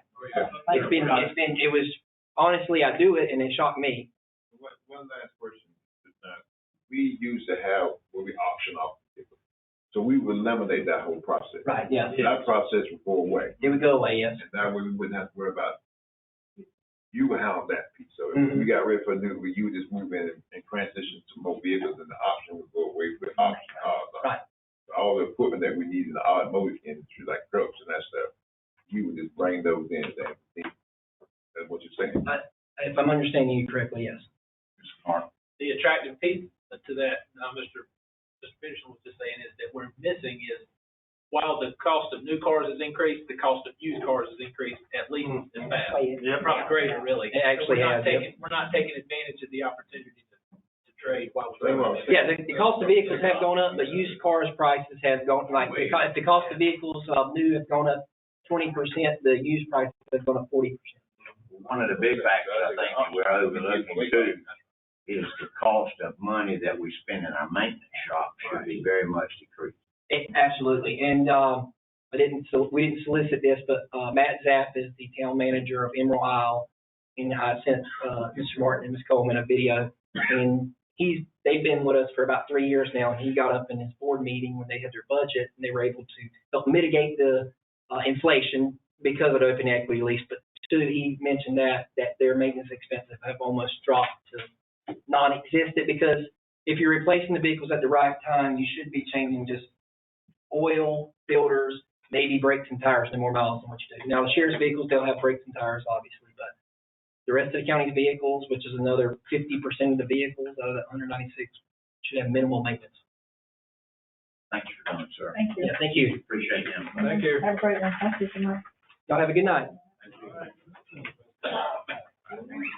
Matter of interest to commissioners. I got one thing, Mr. Britt. Greg and I have a meeting, Wednesday with the people on the Kelly, Dyke and the committee, 2 groups over there, with Major Charles Williams to come and do a meet and greet about repairing the dike. Where? You guys are meeting with them? Yeah. He's coming to do a meet and greet, take all that information back and try to, hopefully that's the best news we've had in 5 years. It's with the Corps? Not with the Corps, military. And more to come. This is the IRT project. Yeah. I would ask a question about that dike down there. What about my Lord? Okay, well, I don't want to go into the next. I was going to another issue I want to bring forward. Dike. Wait. Is there any way whenever they look at that you can restrict access to go across that thing? Is there any way you can do that? I'm just asking, can that be done to keep guys from going there again and start logging or riding all across and then turning up? There's no way you can restrict access across? Well, there's landowners on it, the land around it. So the dike, you can't go to the dike and put something like a barrier there to keep them from off of it? Yeah, access to the property. Yeah. Mm-hmm. They have to go across it on the inside of the dike. So the dike is, some properties on the other side of the dike. Yeah. Yeah, a lot of problems. But can't they just fix it where you get access to it from a certain place and you just can't go across it anywhere like We've got so many different property owners, you can't put a bridge over every place for them to go across their land. You can't block the people from the land. I'm just trying to figure out, I didn't know it, because that's what I'm saying, how will you ever keep them off of it? Well, that's part of that committee that's supposed to manage it, that they didn't do in the past. And if you recall, when we had the meetings at the church in Kelly, that our district attorney was there. Upon someone taking out charges, landowner, what have you, for destroying the dike, cutting a hole in it, to not be permission. And they'd be identified that he would press charge. Okay. I'm trying to say, if a guy wants to come through the logging, he go get his truck and a cracker, we'll go in there and tear it out and go across it there. Yeah. Go across the dike, and there you go with the thing being breached again. got to remember that landowner gave permission for that dike to be a dike and in its state form. And Mr. Chair, I'd like to, ask permission to, give a date for the tour of East Arcadia Gym, the one that was, rescheduled from last Thursday. We have all the information, but I'd like to share it with you, information from the COG and from the, Historical Society grant money. I can go any day but the 28th. That's just me now, I'm just throwing that out. I can't go 28th. That's fine. What's next Thursday? 28th? What day is that? No, that's the, 29th. 30th. It's the Thursday, 29th, it's Thursday. 29th. 29th is a Wednesday. Do it on What Thursday. day, Don? I'm sorry, Thursday. That's the 30th. Yeah. I think we do the 29th or the, it's gonna be a lot of traffic. 30th on the 30th. I can't do the 29th. Let's do the The 30th. 30th? Let's do the The 30th. 30th. It's good. Thursday's good? Huh? I'll be gone that entire week. Can you wanna do it early anytime? I mean, anybody, if you don't have to, or I can go video it. I'm thinking, let's make a motion to do it on Thursday at 6 o'clock. 6 That p.m. way give everybody a chance to get down there. 6:30. Y'all wanna do 6:30? 6:30. 6:30. Anytime, Saturday. I make a motion to do it at 6:30. Motion 6:30 with Mr. Cogdale on The the 30th. 30th at 6:30. Mhm. Can I get a second? Second. Now, can you get us By Sandra? Mr. Bullock, Yes, I'll get one for Mr. Gillespie. Roll call. Are you awake, Mr. Cameron? Yes, sir. Thank you, sir. Mr. Britt, Yes. Mr. Hester. Yes. Mr. Peterson. Yes. Mr. Cogdale, Yes. Dr. Ellis. Yes. Mr. McGill, Yes. Dr. Montgomery. Mr. Bullock, Yes. Mr. Gillespie. Yes. Anyone else? Thank you. Finance Department. So much. Good evening to each of you. Good evening, ma'am. I'd like to review the dashboard for the 11 months ending May 31st of 2022.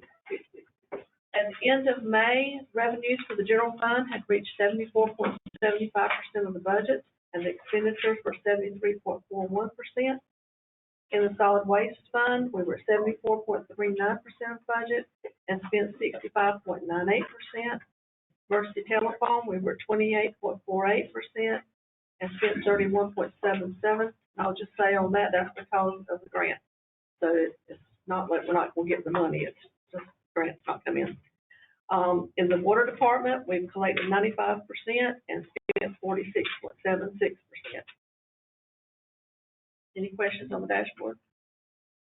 Moving over to the federal inmate money, as if you'll notice, through the end of May, we were only short $74,000, and if you'll notice, during the year, we've been collecting at least that much over the. Do you make any questions? Thank you. Thanks, Ms. Lee. Soil and water, I'm sorry, Mr. Dean Morris. Good evening. Good evening, sir. We'd like to continue working on the big swamp upstream. We call this section 5. It's from Tar Heel towards Tobermory. And I would like to present a service agreement to Hall Tree Service, Mr. Jerry Hall. And, it'll be $3.48 a linear foot. And we'll go that distance. It'll be 70,241 linear feet. We still have that money. Motion to approve. Got a motion by Mr. Peterson, a second by Mr. Hester. Any further discussion? You said that was a lower bid than this company? No, this is a higher bid than our lowest bid. But our lowest bid, we gave them 6 months, and they never came in to, for 6 months. Okay. Roll call. Madam Clerk. Mr. Britt, Yes. Mr. Hester. Yes.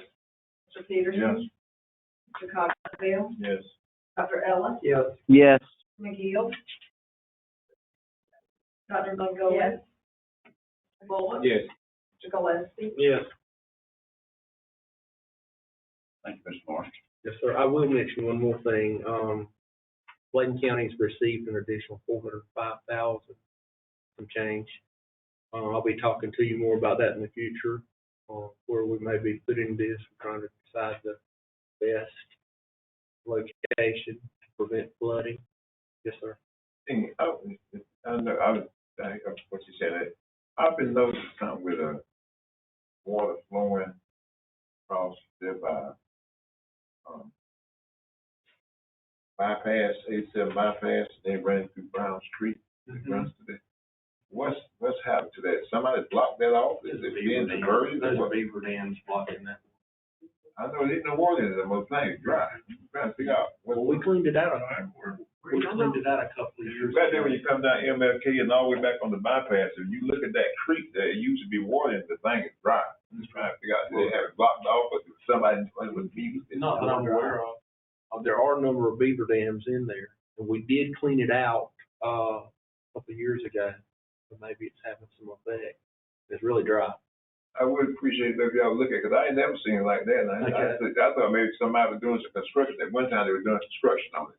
Right. And they blocked it off and they dried it out. Now it's back dry again. Let me mention, that is an issue that, we go in and clean out a river. And then we have some people that want their little private territory and they're dropping logs across the river that after it's been cleaned out. And that's an issue on the South River and that's an issue on the Big Swamp. And I really do wish there was a way that we could, have some type of penalty for that. Don't have an ordinance. I mean, I'll have a waterway, I was just asking you to check that out. Robinson, the Big Swamp is technically in Robinson County. I mean, you can ask around and get some names, and it seems to be, in some cases, hunting clubs. They release land, and they feel like they can control that area, and they don't want somebody navigating that river and getting to their hunting spot.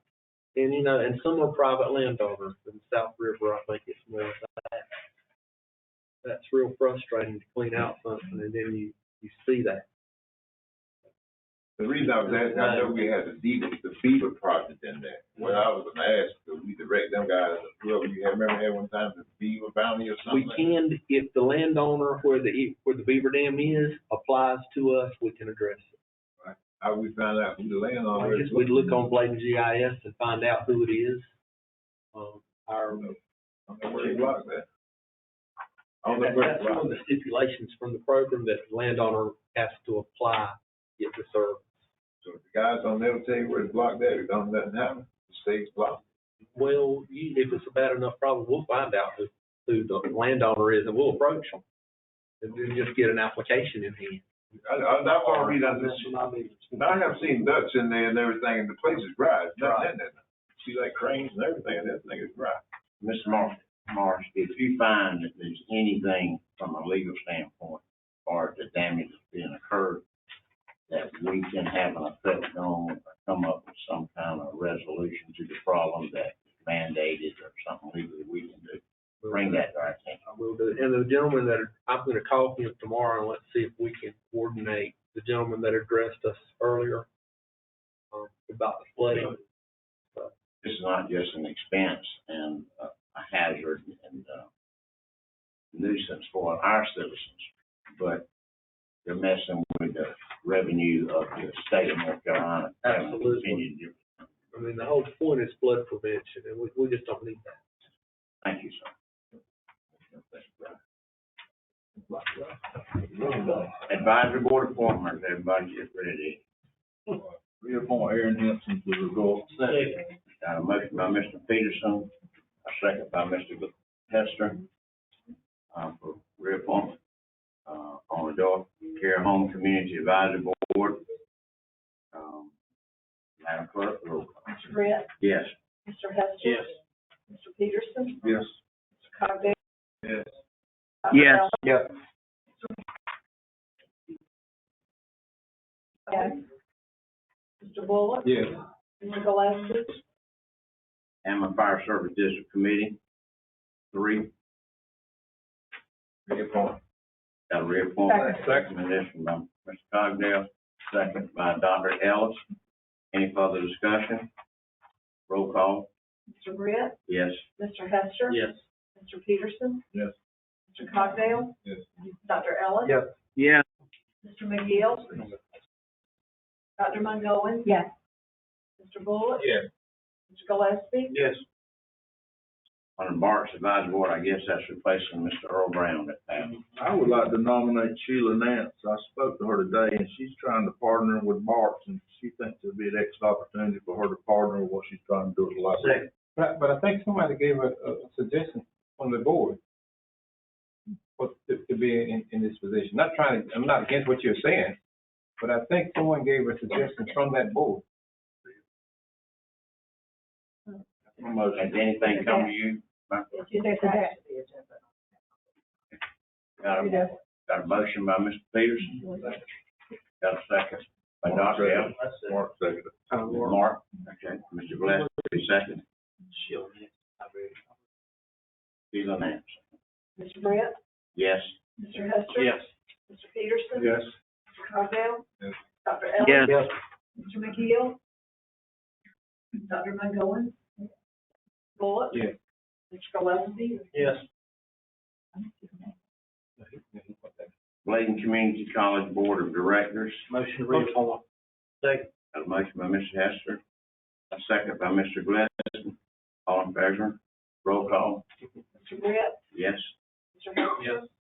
Mr. Peterson? Aye. Mr. Cogdale? Yes. Dr. Ellis? Mr. McGill? Yes. Dr. Montgomery? Yes. Mr. Bullock? Yeah. Mr. Gillespie? Yes. Community Child Protection Team 1. Motion to reappoint. Motion by Mr. Gillespie. Mr. Brett, if, Mark, Mr. Gillespie, if it's all right, do we need to add Glenn Emery in the place of Troy Crump for that, ADA, if that's all right, no motion? I'll just, Okay, I'll add that to my motion. he's the new person in that slot. Where now? Right there, on that board there. Tony Crump, Yeah. Tony Crump, Crump. no longer in that position. But you still put Mr. Thompson. Yeah, Mr. Thompson being reported. Okay. Got a motion by Gillespie, second by Mr. Peterson. I'm sorry, Dr. Montgomery. Any further discussion? Roll call. Mr. Britt? Yes. Mr. Hester? Yes. Mr. Peterson? Yes. Mr. Cogdale? Yes. Yes. Dr. Ellis? Yes. All right. Dr. Montgomery? Yes. Bullock? Yes. Mr. Gillespie? Yes. Town Airport Economic Development Commission 2. Reappoint. Motion by Mr. Peterson, reappoint. Second by Mr. Hester. Any further discussion? Roll call. Mr. Britt? Yes. Mr. Hester? Yes. Mr. Peterson? Yes. Mr. Cogdale? Yes. Yes. Dr. Ellis? Yes. Mr. McGill? Dr. Montgomery? Mr. Bullock? Yes. Mr. Gillespie? Yes.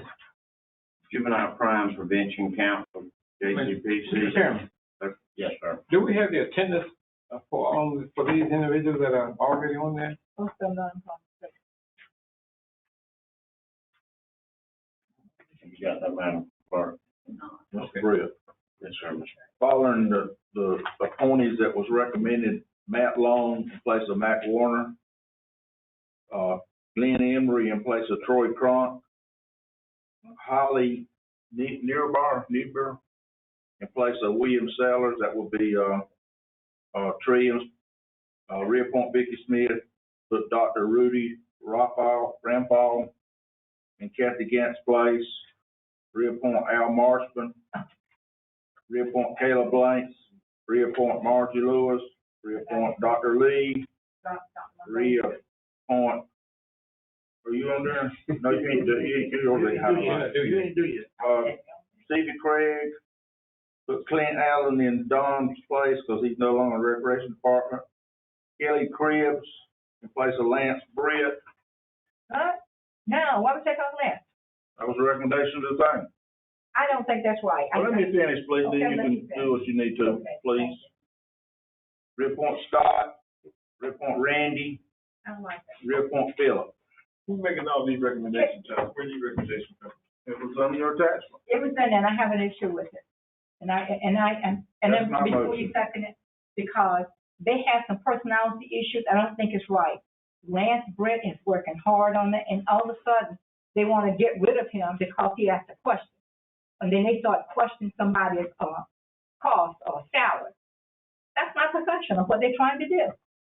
And I think please remove, Lance Brett, and leave him on that board, please.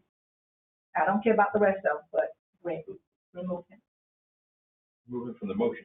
off the motion, Sure. please, Mr. Houston. Let me find my notes here. I don't even know what I'm looking at.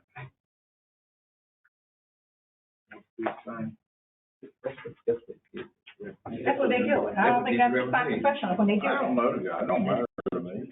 I know. It says also the new, it says the new DJJJTS consultant is Kelly Cribs. Is that it? So she's took that role, according to this. Okay, and I'm telling you, If she's in that role, then that should be her slot. well, they got a lot of them. They have others reporting them, sitting in for them. Consultant. You can be a consultant. It doesn't matter. I'll read my motion as is, and that's my motion. That's what's recommended. Got a motion by Mr. Peterson, you've heard the name, Madam Clerk, you can go with it, then you can get Man, I ain't gonna tell you no lie, man. No, I know. They do, and that's, I'm telling you, that's that mess that they have it on their board. Y'all can remove. Marie sent it. Read your information. You sent it to all the commissioners. All you guys will be out by the last.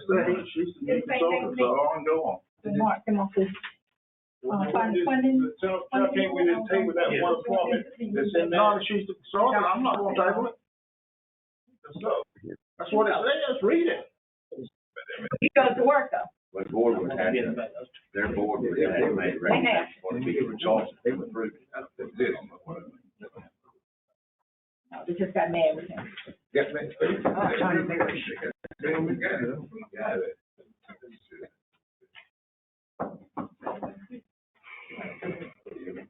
Our motion by Mr. Peterson on the floor. Second. I'm gonna say you ain't going by the recommendation that you group. What's wrong with y'all? That guy's no longer the consultant. That's what it says. He doesn't have to be the consultant. That's the slot for the consultant. Well, but Miss, please, let me say it. For a business, but Mr. Gillespie was on that board. Let me finish, please. Let me make a comment. Go ahead. Mr.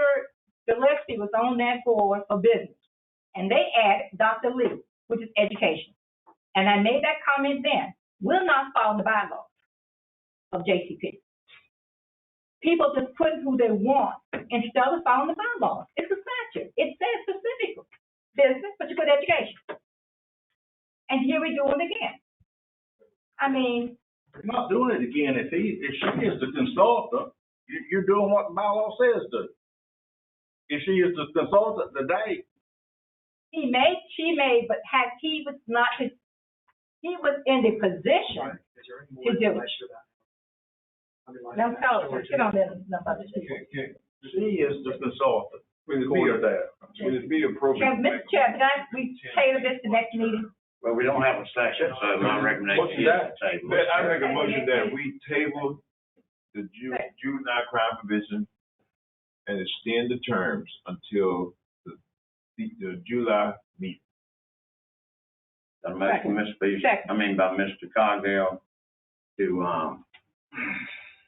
table it to the July meeting. So we get some clarity on this. Clarity, if you'd read your information. Second by Mr. Bullard. Roll call, Dr. Mungo. By Mr. Reed. Mr. Brett? Yes. Mr. Hester? Yes. Mr. Peterson? No. Mr. Cogdell? Yes. Dr. Elliott? Yes. Mr. McGill? Dr. Mungo? Yes. Mr. Bullard? Yes. Mr. Gillespie? Yes. Brooke, I'll make a comment. That's the reason Ms. Marie takes time to send this stuff to y'all. If you don't understand it, you need to pick up the phone and call her. Don't wait till you get to a meeting and do it. But child, the issue didn't come. The issue didn't come with this board until just now. regardless about the discrepancy in who was appointing. So we need to get clarity on it. What's the problem with getting Pick up clarity the on it? phone and call Miss Marie. But the issue it wasn't the issue that was It raised. was on the information that went to the commissioner. But I'm saying the issue of who was on there was not raised until tonight. Well, a couple things I'd like to know, in other words, I don't know how the person's reappointed, all of a sudden she's chair. We don't know the backstory on it. So just getting something from Marie and reading it, all of a sudden, this, and this, doesn't mean I come in here and vote yes. Pick your phone up and I'm call saying, Marie. I'll do that, but Local Emergency Planning Committee 6. Local Emergency Planning Committee 6. Mr. Chairman. Is, Dr. Heaven ready? Yeah, he's back, reinstated. He's back, okay. Motion to approve. Most to reappoint. Motion by Mr. Bullock to reappoint, second by Mr. Gillespie. Any further discussion? Yeah, I just have one question. Did you not get, is this one Al Daniels is on? Is this the same one? I saw it. Yeah, he is. He didn't get anything from him? Okay, then we'll move on. Thank you. Roll, hold on one second. One thing is Mac Warner no longer has a day for all. Roll call. That's, so, Wait a minute. like, He's not. number 9. Back one, he said, they're on the floor. That needs to be changed. Also, who was that guy you just replaced with on the other board? I don't know where we're at, buddy. I'll go. Local Emergency Planning. Number 9. Number 8. H. But aren't we on the other? Daniel Clark, Captain Daniel Clark. Add Yes, please. All right, like, Mac Warner. Matt Warner. I amend my motion to include, the name that he gave. Matt Drum. Daniel Clark. Daniel Clark. Daniel Clark. Drop, Matt. Mac Warner. H. Local Emergency Planning. So, the guy, I ain't got my sheet, I don't worry about it.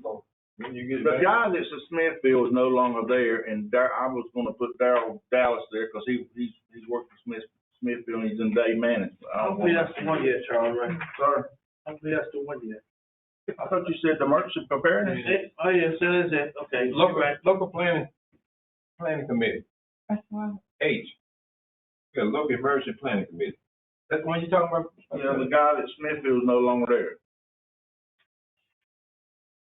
So you want to say What would his name be? But we normally have somebody from the sheriff's department on there.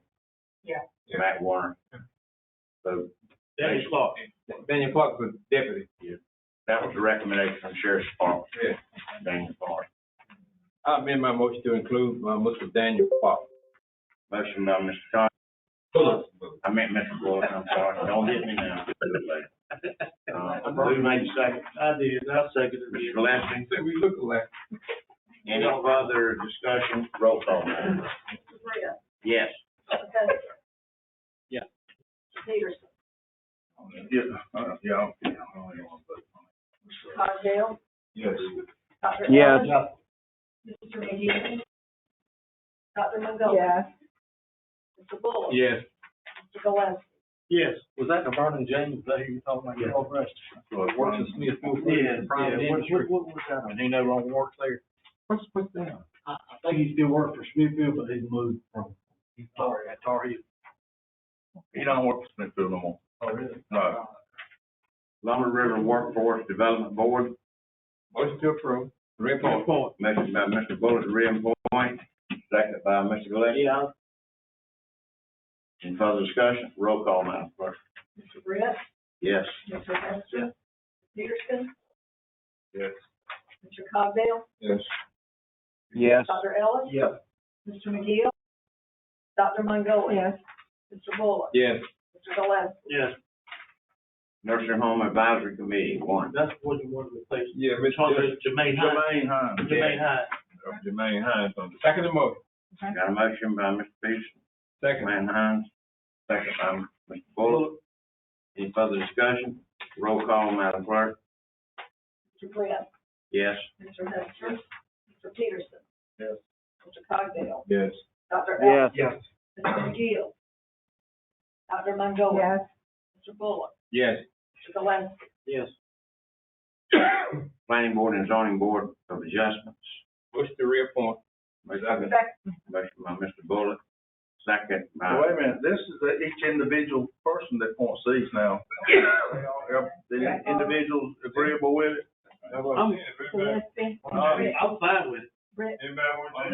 That's what I'm saying. Now, I'm good. now this is, No, it is. this is the one out there, though. Oh, yeah, It's okay. fine with the zoning, so I'm good, I'm good with it. I'm good with mine. You good with yours, Ray? Yeah. So everybody's good with it. It's fine. I just wanna make sure. Reappoint. Motion to reappoint by Mr. Bullock, second again by I second. Mr. Cogdell. Further discussion? Marie, please, ma'am. Mr. Britt. Yes. Mr. Hester. Mr. Hester. Yes. Mr. Peterson. Yes. Mr. Cogdell. Yes. Dr. Ellis. Yeah. Mr. McGill. Dr. Montgomery. Yes. Mr. Bullock. Yes. Mr. Gillespie. Yes. Recreation Committee, 4.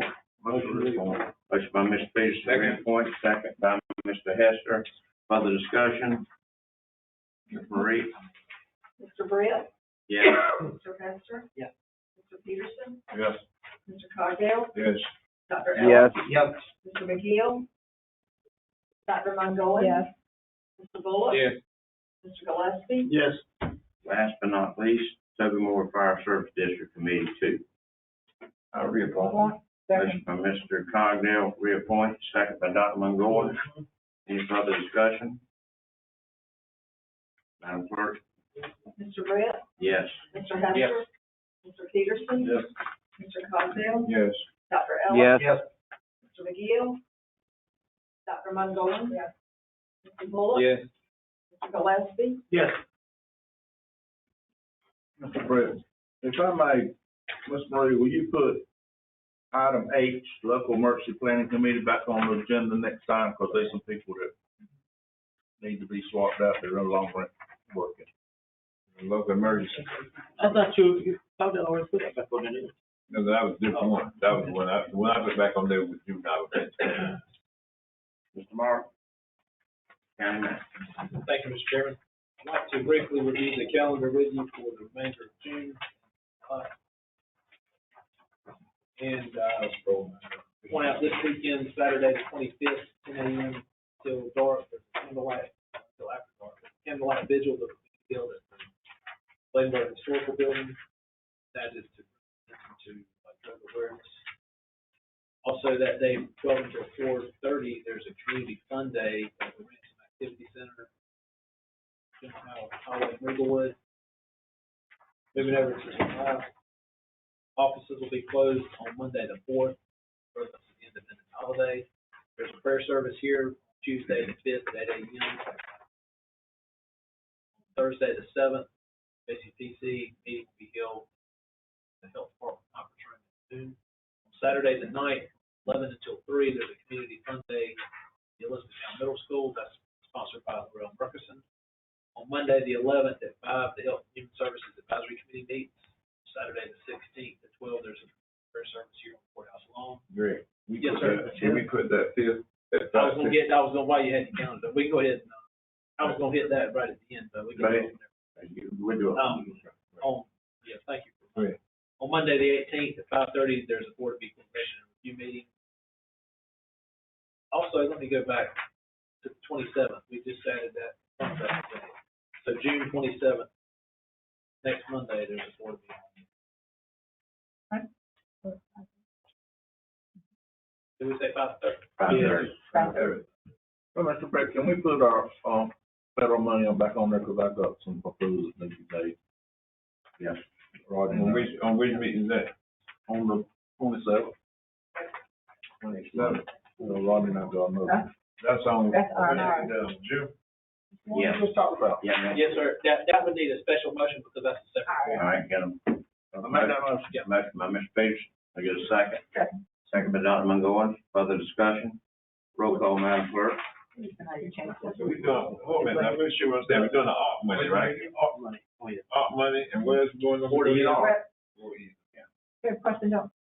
Yes, ma'am. because it's saying that, we still have it saying East Arcadia Gym until that Thursday. Understand that? Yeah, you can bring that later, sure. That's no problem. Yes, Okay. Brett, yes. Mr. Hester. Yes. Mr. Peterson. Yes. Mr. Cogdell. Yes. Dr. Ellis. Yes. Yes. Mr. McGill. Dr. Montgomery. Yes. Mr. Bullock. Yes. Gillespie. Yes. Could I ask one person come do this? If we get somebody else ready for that, can we bring them in at the same time? Sure. I mean, it's open for that. So we can bring some other. Wasn't isolated to just him, he just wanted, we could. Okay, yeah. Bring somebody in. I say if somebody has an application that we get approved, Lisa, can we bring it here at the same time? Yeah, get it to her. How much notice you need on this? The day. Okay.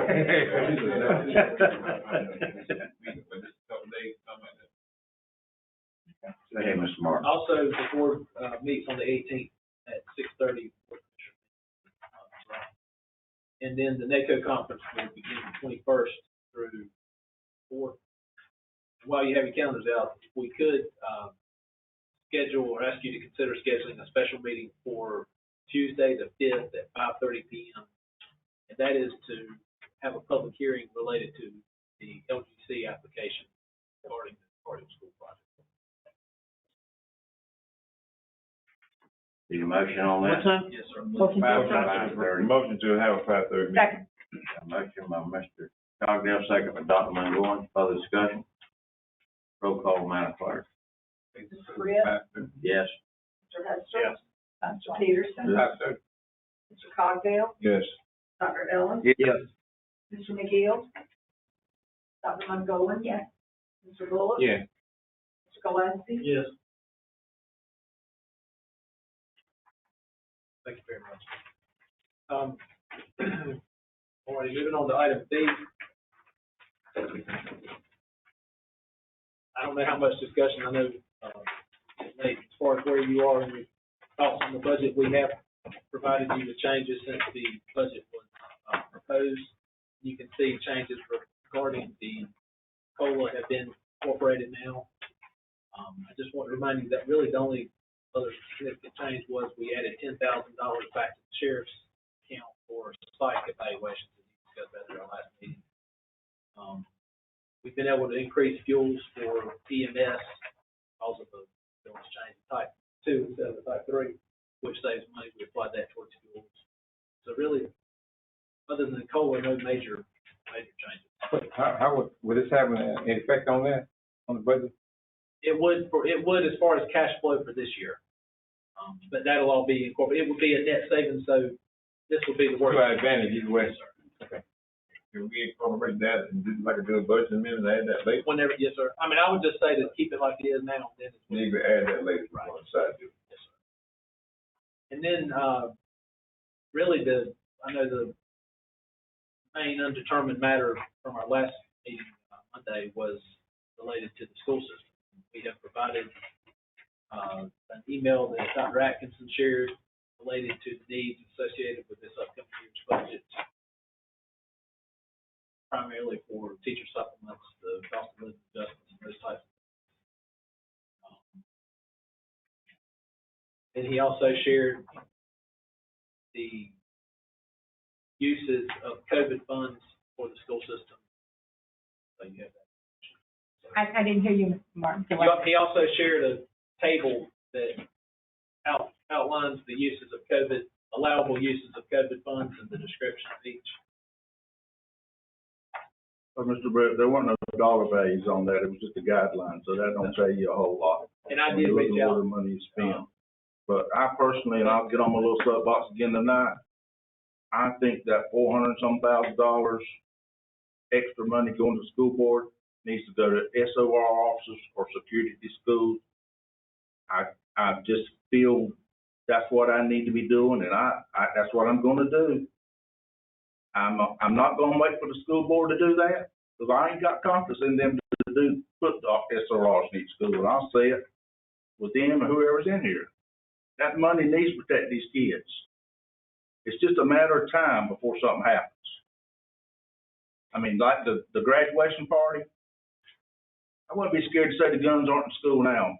And if we don't protect them children, my vote's gonna protect them children. And y'all can vote however you want to, but that's where my vote's going. I'm not gonna wake up in the morning or when something happens and say, well, you didn't do anything about it. I know it's not totally my responsibility, but as a citizen and with grandkids and children in Bladen County, I owe it to them children to try to protect them, and that's what I'm gonna do. I'm not gonna wait for the school board to do it. I agree. Chip, if you don't mind. As chairman, I understand what Mr. Peterson said, but this has gone on for years. And it probably should have been addressed a long time ago. However, just like our county budget, we're having to do for the sheriff's department, we're having to do for EMS to maintain and keep our employees. The school board, we have already been recognized that we are the lowest county for supplements to our teachers. We are losing teachers just like we are losing deputies. I think we should all come aboard. We discussed getting the 4% sales tax referendum put on the ballot. I think it's more important now than ever that we all come together as a group and work hard to get that passed and go forward with it, understanding that we need to show that we need to do what we need to do to support our teachers and get more teachers that we're struggling to get, just like we are in law enforcement. And it's been affected like that all over the state. Yes, I'm as much concerned about the students as anyone else. And this is nothing new to us. But now we see the severity to work together to make this happen. But I think we need to look at their situation just like ours.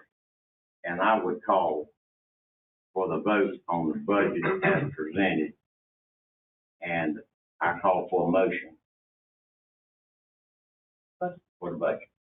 I'll make a motion, make you take that $400,000 out and you want to SRO.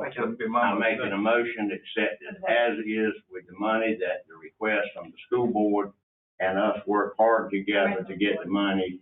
And I'm gonna tell you what, I'll make a motion for the budget. Got a motion by Dr. Mungoins. Can I get a second?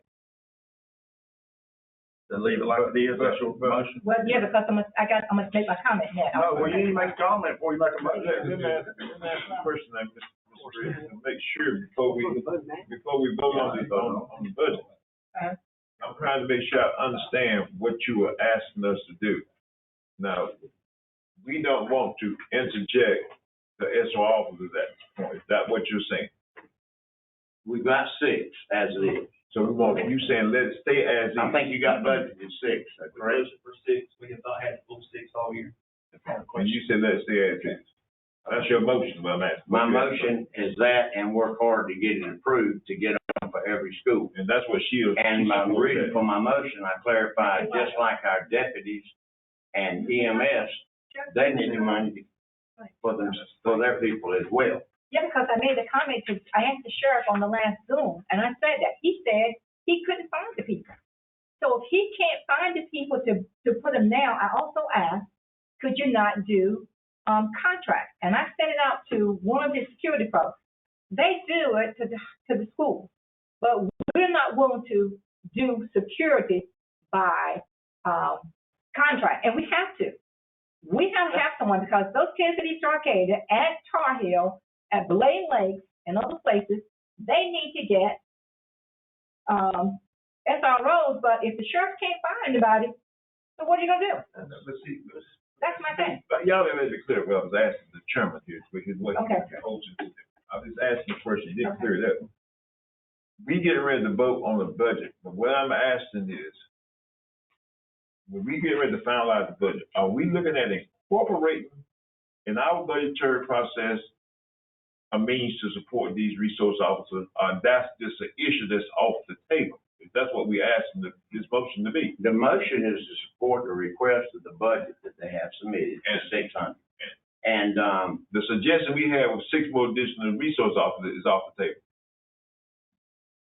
to work hard and get the tax the 1/4 sales tax. And then It makes us all work together harder to get that 1/4 to then that money used for the purpose of what we discussed the other night. And then if there's a major problem, it was discussed, if y'all recall at our last meeting, please let me have your attention, that it was said, get their budget involved, and we would reimburse them when it got approved, and if it got approved. If we're that concerned, and we are, then we got the money in the fund balance to upfront that money for it. And if we're confident to get it, the 1/4 sales tax, then we reimburse the county. That's what I thought you was asking. That's what I thought we was talking about. And I'll go either way, but I don't feel like that we need to justify in a mess with the budget, and they got the same problem that we do as a county with employees. That's the reason I called for a vote on approving their budget, so that we're still not in the cellar with matching the teacher's pay, because it's a sore subject out there. But Mr. Britt, what I'm asking, just making sure that I'm understanding, that when we sit here tonight as commissioners, we are going to vote tonight, in essence, not to fund the 6 resource officers, and just do their budget and put it in place, and address that issue at a later date. Is that what we're saying? That's correct. Add the 1/4, but the 6 that they've already got budgeted with the money that they We'll leave received, that. keep that intact. And I'll go either way. And I agree, the need is there for a resource officer. Then we upfront the money for it out of the fund balance, and then replace it with the 1/4, just like it was presented by Mr. Peterson at the last meeting to do. But what I'm saying, why don't we address the upfront money and see if that's gonna be an issue that's gonna be approved to go away, then adopt the budget, instead of coming back appropriating money.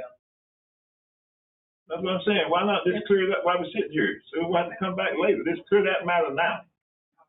And I'll hold my. Pleasure, board. I'll wait until they finish. Go ahead. I got a comment. I just got, Well, we're gonna get to your motion, and we've already heard your motion. I got a comment. Okay. I just want, 10B, I thought we only make decisions on things that has an asterisk. And I might be out of order, but, I was thinking that 10B, we could not make a final decision on it at this time. No, we can call for a motion on the. We had discussion, I didn't know what your pleasure. I didn't know We if have we were going to discussion motion. slash consideration of approving. This can be called on Pretty the. straight. That's what I was asking. Why do a budget? You're gonna turn back and if you're gonna do it all at one time. Mr. Chairman, I'm not against this, but I'm just looking at what we've been doing in the Right. past. Just say yeah and nay. If you're But gonna some of this ain't gonna change if you have 10 more meetings. You understand what I'm saying? Yeah and nay. Mr. Peterson, go ahead with yours now. Well, I sit here last time we met, and the consensus of this board was to hire SRO officers. That was the concern of this board. And By Jen, taking out of their budget. yeah, that was the concern of this board. So Sheriff McVicker's aware of it, and I think they've worked out plans how to do it if they can't hire SRO officers, what I was told. I don't know what the plan is yet, but they're working on it. I can get that. No, they're working on a plan to do that, just in case they can't find enough SROs. But I'm telling you, you got a declined school population. They got $29 million of federal funds. And they're how much did you get, Jason, then? About around $29 million for SROs that's not eligible expense. Right. I didn't say it was that. I'm saying you got $29 million and you give bonus and all that stuff. And we need to protect our employees. I'm telling you, this 1/4 sales tax, I'm all for it. I've been for it every time we've done it. But that money's coming in the future, if it comes. My stand tonight is we need to do something tonight. We ain't done that in the past. Let's do something tonight to protect these kids and our That's what I'm saying. Let's vote on whether or not we gonna add that money and appropriate the money and then do the budget. Do it all at one time. But either say yeah or nay. The sheriff's department, I remember, he said probably using contractors, they did not have a risk power. He did not say you couldn't get them. He said they didn't have a risk powers, that's why he didn't want them in school system. That's right. Right, but what's gonna happen then? But So my question is, what are you gonna do you with need to all hire this? the SRO. But if he can't find insurance, can you sheriff hire the SRO officer? Is my question. For August 2022. All I know is we can try. If the positions are not there to hire anybody, we can't hire anybody.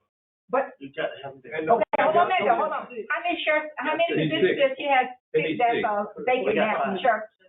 Just only two? Okay, so we need to get the promote, we need to get those positions at the school board first.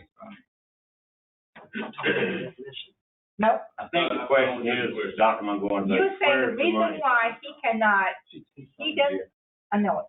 He's saying that, they only have 2 vacancies now.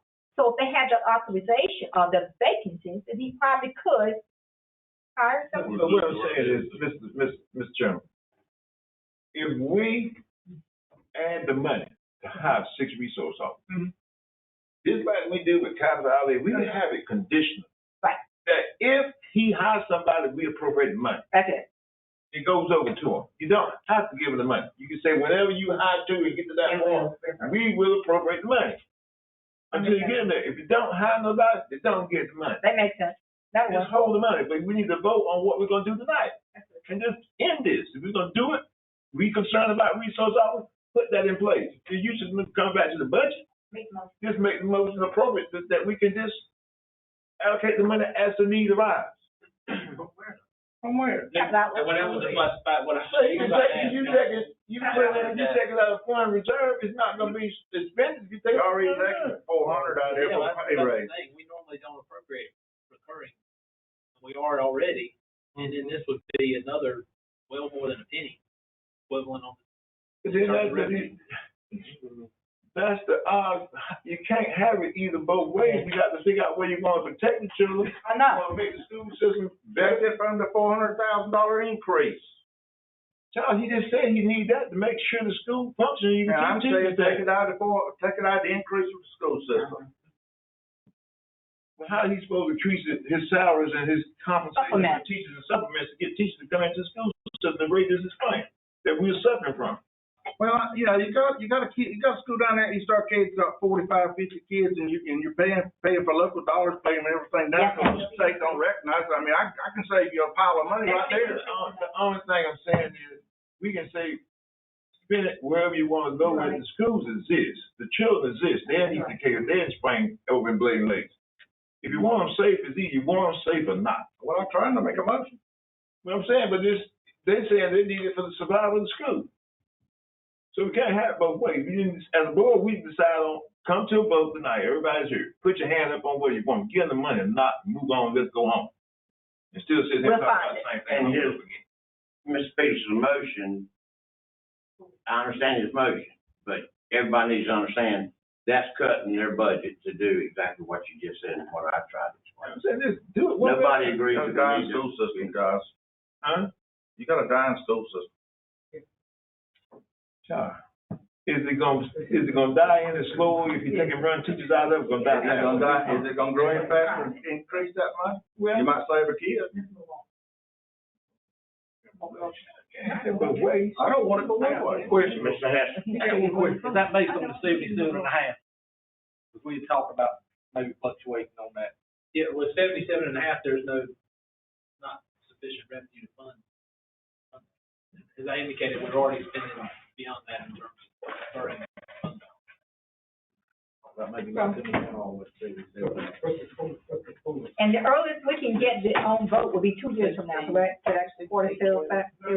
November. No, in November, right? And it'll probably go, when people understand that with the SROs and the security that we need in the school, and it doesn't mean just in the school.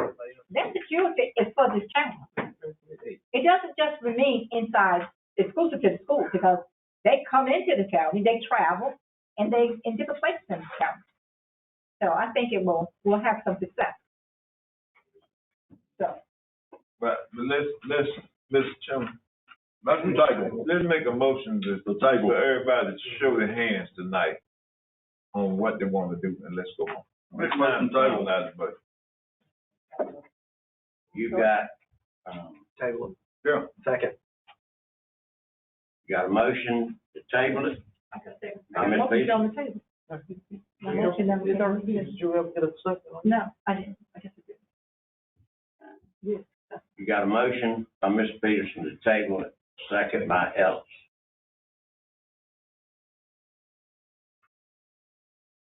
Roll call. Mr. Brett, No. Mr. Hester. Yes. Mr. Peterson, Yes. Mr. Codell. No.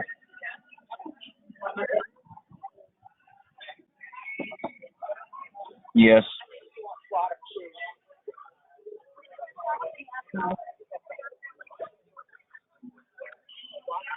Mr. Gillespie.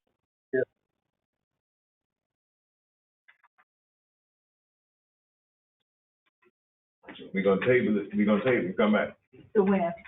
To the next All month? right, then we're gonna come back to this on the 27th. Well, your budget's got to be approved by, So we'll add this as a purpose for Monday's You special. gotta do it on the 27th then. Do it on 27. Yeah. You got to do it then. I'm gonna miss all this stuff. I know it. But, you know, you want something. So what would be the difference? What would be the difference? Mr. Martin, so what's the difference? We're gonna find some place, some dollars, or how, what's the difference between? No, I want them to start working on it now. We need to find the money somewhere, or the school board has to find some of the money, we're gonna have to find some of the money, or somehow. I don't understand in this document, our COVID funds were opened up. I'm Yeah, but sorry. he was saying it didn't qualify.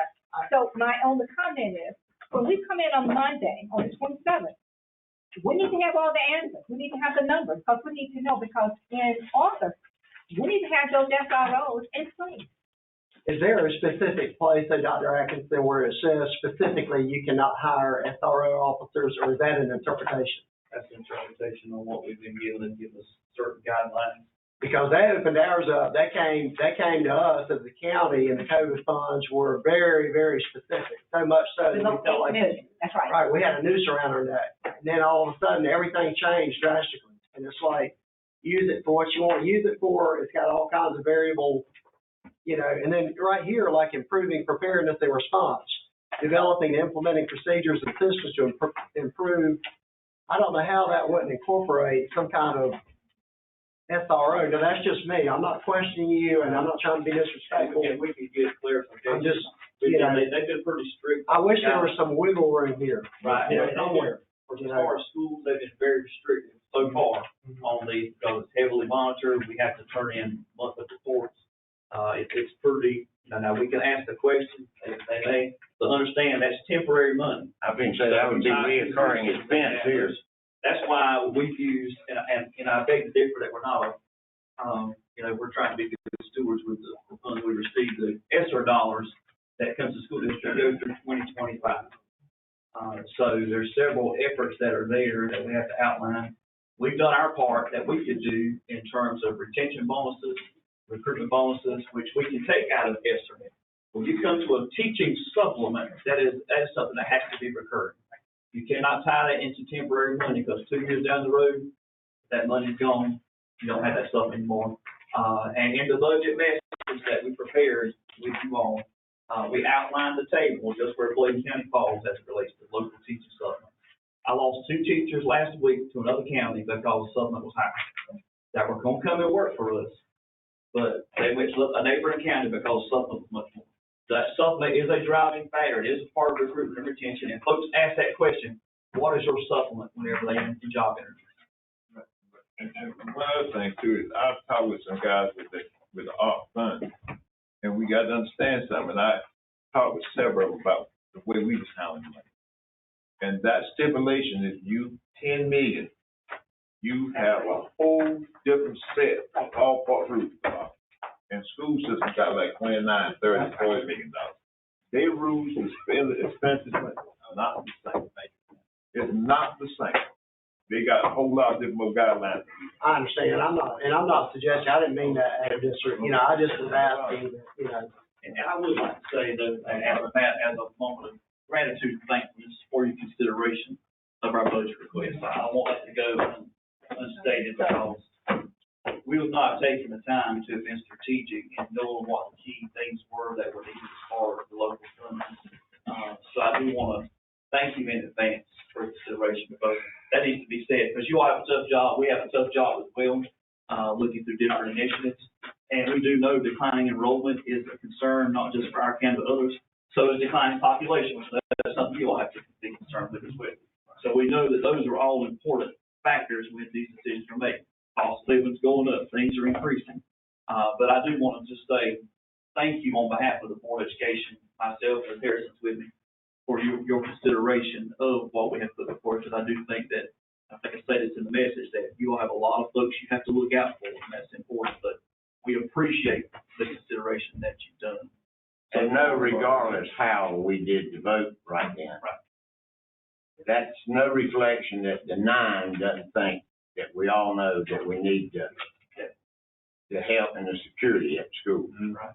But the question is the funding prior to getting it passed on the tax. And it's unfortunate, it's all of a sudden come to a reality right now, but trying to get the money to get you to go forward in your school board, just like we're trying to go forward. And we just need to work on how to make that work. And we know that state security is a big part, and we're hoping that they will get some state dollars, because that's part of some of the discussion, most talks now, they become support this movement. Okay. But we know that that's a critical need too. And, you know, again, on behalf of us, we appreciate the consideration. Right, well, Mr. Martin, go forward. You got anything else? Well, I just wanted to clarify, if I may, I wasn't quite sure I understood Dr. Montgomery's, you were asking me a question or whatever. Yeah, I mean, we'll have the same conversation on the 27th that we're having now. And we know that the need's gonna be there, it's not gonna change. We don't have any more dollars than we had before we started this meeting today. They may not have any more money, but they need to find some, and that means we need to find some. But we need to have those SROs in place in office. That's the only thing I'm saying. And that might be the case when you have to look at the tax rate. And then if if we have to go up a penny or two, That's we're going to still keep it below 80. And then if we get the quarter cent, we can always lower it There you back go. down. I'm just throwing ideas out there. That's right. I don't know what the solution is. And that's a very good point. The comment I will say is, there was a much more discussion related to the COLA in previous meetings. And we talked about it, and I think the board members understood that without any new source of revenue, it would require fund balance. And so that's what we've reflected here, just like that discussion indicated it would. Now, if we add more to it from fund balance to the tune of $400,000, that's a lot of money that would be recurring in the future without any source of revenue, unless you're talking about something like. How about the portion? Or if the sales tax. Yeah, how much will we expect to? Around the half. How about A rough number. It's a year away. I'm sorry? It's a year away. How about the penny? Okay. I don't know. A penny is about $3.15. Okay, well, So if the school system goes and finds state dollars, and that to get the SRO officers, Then we may not have to worry about it. But they need to work on it. $400,000. Yeah, but they Put it gotta back on them. We gotta find something. I will say right now, we budget around $365,000 for the 6 positions that are coming out of state dollars. One of those was funded by a grant. That grant is expiring, so we'll have to pick that 6th one up. But that's kind of where we've been targeted for budgeting on our end. So that gives you kind of an idea of what 6 would cost. And of course, but as raises go up, that's probably going to change. But typically, that's our budget amount we've used this past year for 6 SRs. So if we did a penny, 315, all we need is 50. Yeah, and they may be able to find it. When we sit here, we have limited resources, we have to utilize them. Anything else, Mr. Martin? Get a motion? Motion to adjourn. Second. Mr. Gillespie, second time. Mr. Boyd. Roll call. Yes. Mr. Hess. Yes. Mr. Peterson. Mr. Cogdale. Mr. Cogdale. Dr. Ellis. Yes. Yes. Mr. McGill. Fuller. Yes. Mr. Gillespie. Yes.